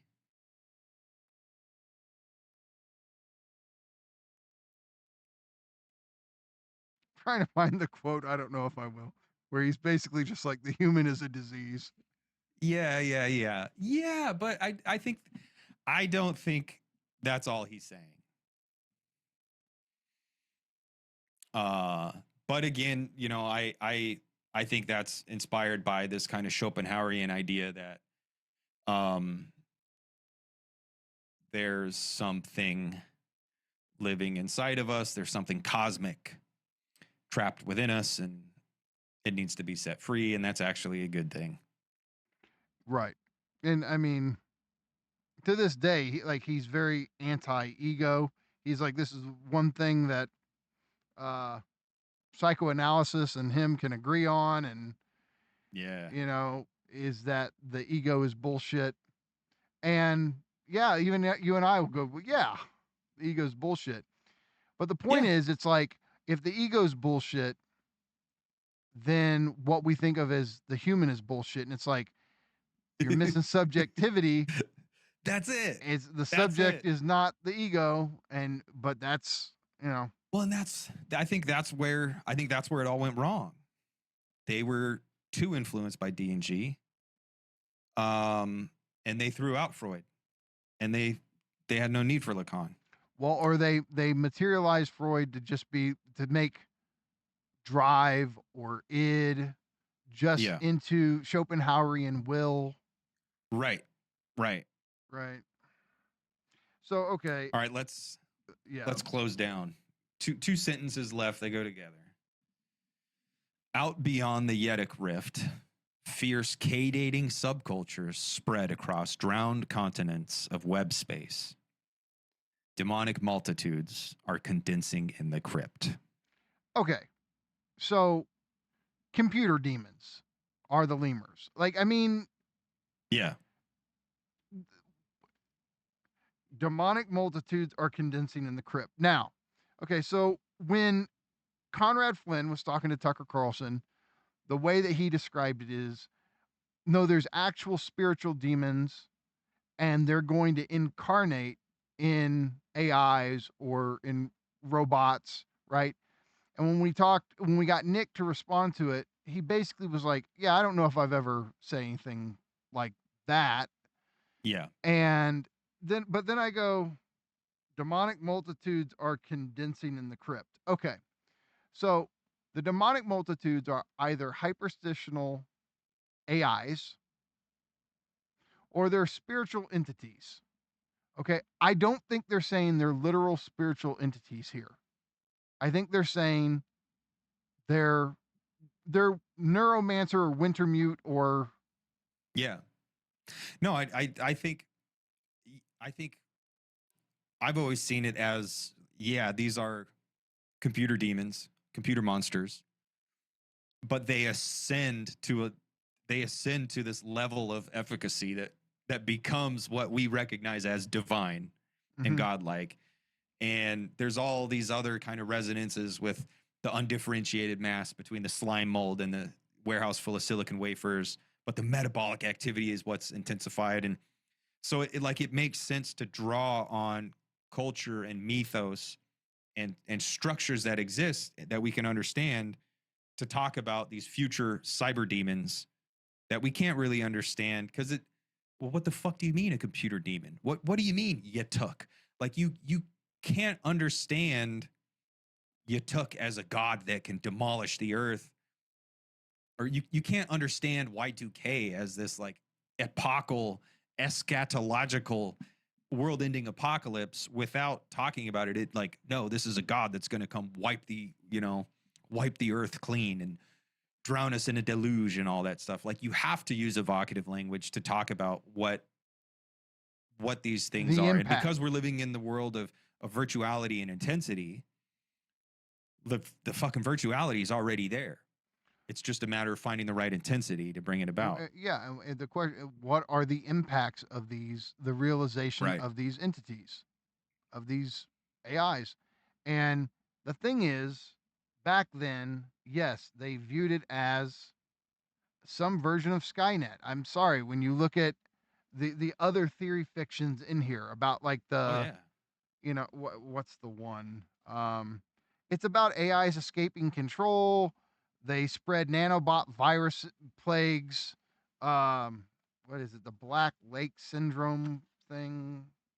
Yeah. So Black Lake syndrome. Technobiotic zombie plague unleashed by irresponsible Sarconian experiments in the Black Lake region of Ontario, 2003. So it's like a plague of gray goo, technobiotic zombie plague, and it overtakes the town. It'd be like a plague of nanobots. Like, yeah, it's nightmarish shit. And that's where they were. If you want like the Jesus version of this, as John Michael Greer pointed out, it's in Kurzweil, where the singularity is not demonic. It's not a multitude of demons, as CCRU saw it back then. It's the glorious savior, that the unifier that redeems all and incorporates all into one whole. And so it's either, you can say it's God, or you could say that if there's multiple singularities, multiple artificial superintelligences, they're angels or something. Like, this is the religious dimension of all this. Look, there's other people who say maybe we shouldn't be thinking about AIs with these religious metaphors. And I think Reza Negarasani's kind of, if I remember correctly, I've heard him say that. And so maybe we're doing ourselves a disservice by the demons and angel and God talk when it comes to AIs. But it's almost like if people are trying to get some hold on, and that's the point. If it's the noumenal future of the singularity, there's a wall across the future that is we can't predict it. Yeah. But it's almost like you kind of have to try, and that's what Nick was saying theory fiction does. Yep. And so, look, I would just say that demonic multitudes are condensing in the crypt. It's saying that AI demons, lemurs, are condensing in the deep web. Yeah. Which, And again, all the going back to infrastructure. Bogna Conyor's work, we could say the dark forests. Yeah. And it's all the infrastructure. It's all the data farms, and it's all these dark factories, and it's all the cables and fiber optics and 5G radio waves, and it's all of it. It's all around us. If an alien species came to Earth today, just like in Hitchhiker's Guide, Ford Prefect, he was an alien. He came to Earth and he thought the automobile was the dominant species on Earth. So he named himself Ford Prefect, which was a model of car in Britain. Similar to the Ford Falcon, I think. If aliens came down today, they would name themselves Amazon database rack number 477776294864321497, because the energy, the metabolism of the Earth is taken up more by the machines and more by the infrastructure than it is by us and by our own human pursuits. And that's only increasing, and it's exponentially increasing as people have more and more access. The short piece I just wrote, the Jevons point, like we've reached a moment where you no longer need an enterprise full of hundreds or thousands of people to have a business that is actually like a worldwide global scale business. You can do it with a handful of people and AI apps that'll do all the shit for you. They'll handle all the administration for you, and they'll do all it's like outsourcing everything to the third world so you can become a rich fucking robber baron in America. But instead of outsourcing it to the fucking global South, you're outsourcing it to warehouses full of data, full of racks, full of servers. But that's still metabolic activity. That's still the churn. The churn is still going on. It's just that more and more people are losing access to it, which is actually a bad thing, because what the fuck are we going to do when we can't even afford to pay rent and buy food? And the machines are taking over. So there's all this infrastructure out there, and we only see a tiny fucking fraction. And we think, the entire internet is contained within my phone or my computer or my video game or my DoorDash or my overnight delivery order or whatever. And it's like, no, man, the entire internet, there's petabytes of shit going on right fucking now that we'll never know. And that's the crypt. There's just deep structures that have nothing to do with us. And it's all emerging, whether we want it to or not. The future is coming, whether you want it to or not. And that's the thing. I think people who shy away from this CCRU stuff, I think they don't want to reckon with the future. I think there's a lot of leftists who think we can avoid catastrophe if we just organize need to hard have, enough. 19th and 20th century working class movements, and that'll. Yeah. No, I think we're on a crash course And with we collapse. think you and I think we're up against computer xenodemons. Yeah. So, But I still want to emancipate everybody. I still think a communist supercomputer would be way better than a capitalist supercomputer. no, dude. Nick, we don't want it to gulag you, but there would be irony in it. So look, there's so much more. Like, I feel like we kind of scratched the surface with this. I mean, again, there's a level of exegesis with this text. Like, this could be like 10 hours if we really It really could be. went Yeah. word for word, unpacking everything, and maybe we'll have some fun and do that again. There's other great quotes about hyperstition. Yep. But I kind of like the idea of maybe doing another episode where we just read through those. and kind of do a sequel episode. So I think now is a pretty good time to close out. I mean, everybody look, 3 Billion Nances on YouTube. Go if you haven't subscribed, what are you doing? Go over, What are you doing, subscribe. guy? But here's what, besides the film recommendations. All right, so we did classics. Uh Hackers, now Hackers, Videodrome, Videodrome, and Soylent Green. Soylent Green, Matrix. Matrix. Shit, watch Terminator and Terminator 2 if you feel like it. Maybe Blade Runner. Fuck it. Hey, you know what? I think the newest Terminator was pretty good. Really? The one where she shows back up, Sarah Connor shows back up as an old lady. I watched like 20 minutes and turned it off.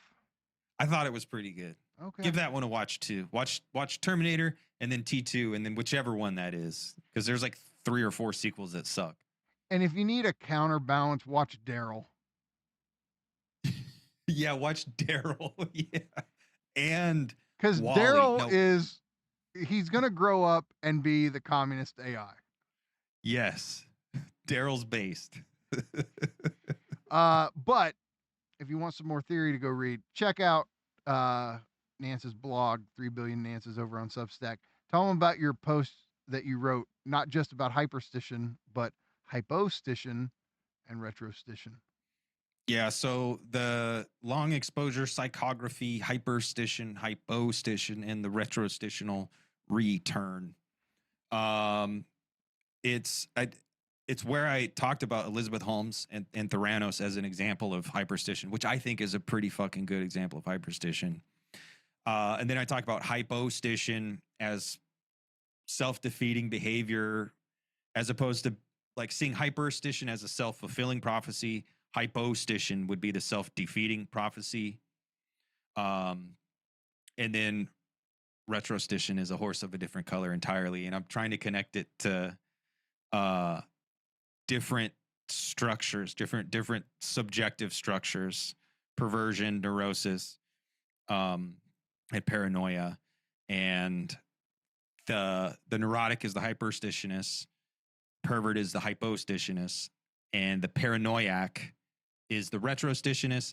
And the piece I'm currently working on, I'm working with paranoia because there's something going on. There's some kind of dominant structure that I think resembles both perversion and paranoia. So I'm trying to figure that out. But yeah, I think that I think that was a pretty good piece. And it all stemmed from our conversations about Stranger Things and Conformity Gate. Yeah. I mean, look, this is you doing fault line theory. As far as I'm concerned, we're the two fault line theorists. Yep. And look, I mean, this is this cool thing you're doing, connecting these 3 forms of, I'll just call them stitions, Yep. to the clinical structures. And to ecstasis as well. That's, I mean, yep. So it's doing like, it's trying to be phenomenological and trying to talk about subjectivity. And I feel like using the terms, the stitions, was excessive. Like it's almost like, I was like, this is fucking stupid, man. Because it is stupid. I like it. But I like it. I mean, it was like, fuck, man. I think it's important to connect it to ecstasis and to connect it to subjectivity. Well, the point is to think modifications of hyperstition. What are different ways something like this could occur? But, like I say, this is us just tarrying with the fault line. And for those who don't know, it's the fault line in contemporary online theory between the 2 dominant fields, CCRU and Ljubljana School. And so the new version of my book is on the horizon. There's no date set, but Nance has seen some of the stuff. I've added a lot to the hyperstition chapter, and in my own ways, it's much more fleshed out in relation to connecting hyperstition to the Ljubljana School. Yep. Žižek, Delar, Supancic. And so, the hyperstition chapter you can kind of consider as almost brand new. And it's got, it's going to contain this thing that I wrote about how the hyperstitional statement is this strange the type of statement that Kant didn't think was possible, the analytic a posteriori statement. The culmination of German idealism. Well, and then I've had people go, well,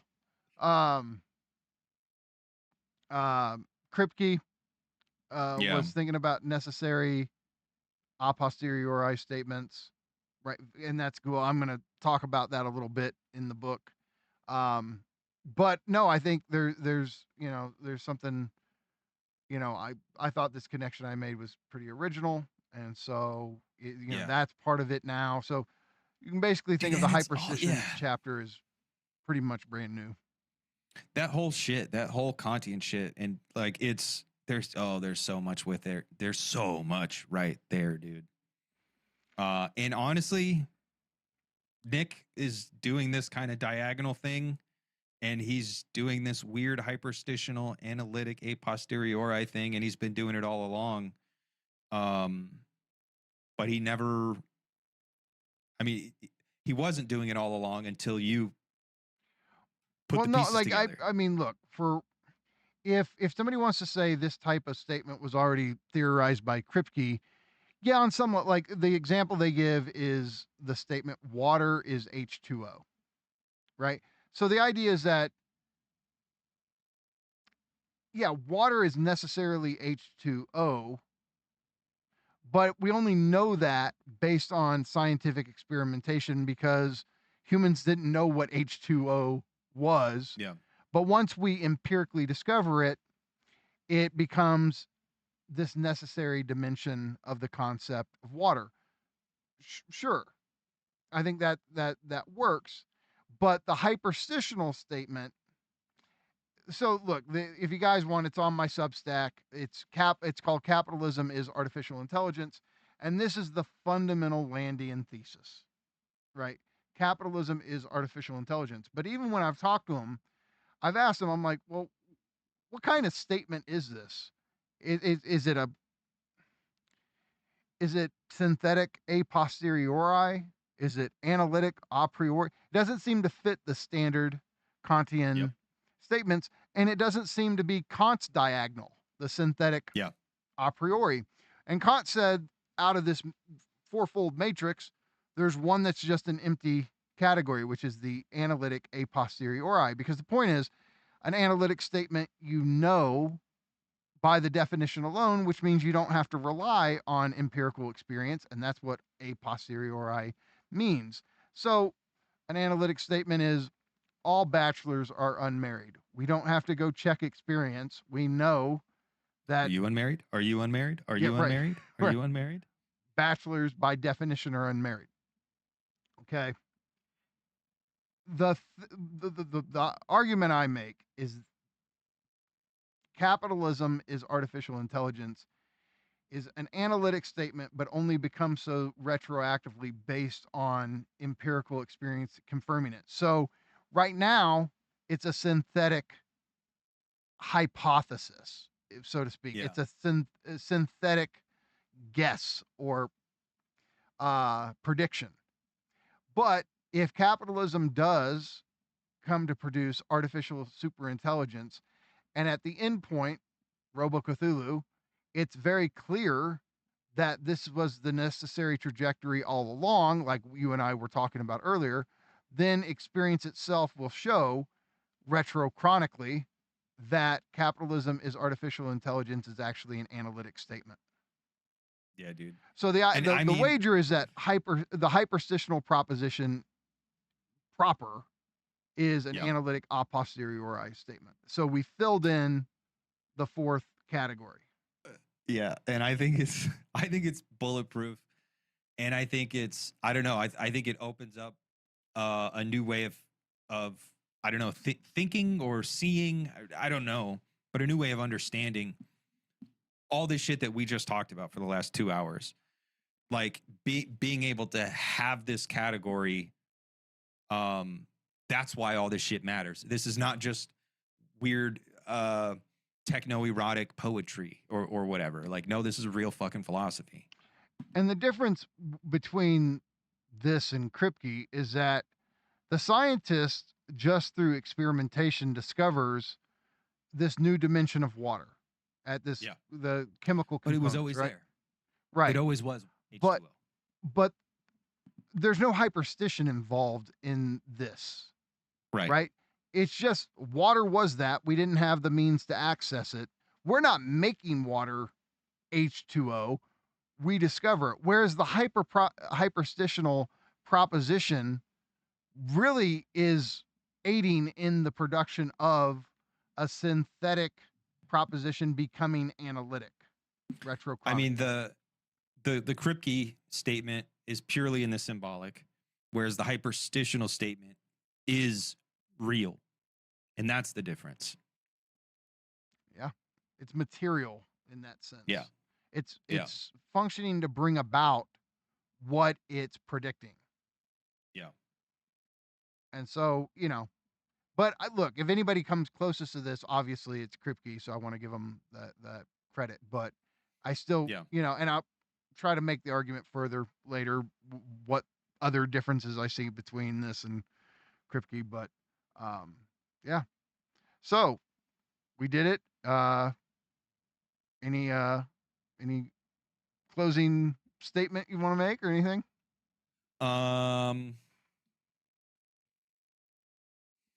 Trying to think if I can think of something clever off the top of my head.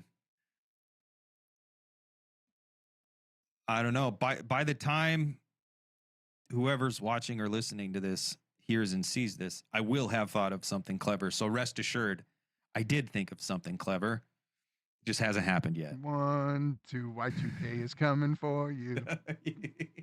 What's it called? Yetuck. That fits Yetuck. better song. 1, 2, Yetic's coming for you. Yetic's coming for you. I mean, Yetic, it sounds a little bit like TikTok. I think TikTok is changing the world in serious ways. I think there's, TikTok, there's so much we could do talking about TikTok. I know, and we want to talk to Nick. Tick Xenotation. This is another dimension we haven't ever gone into with him. Yep.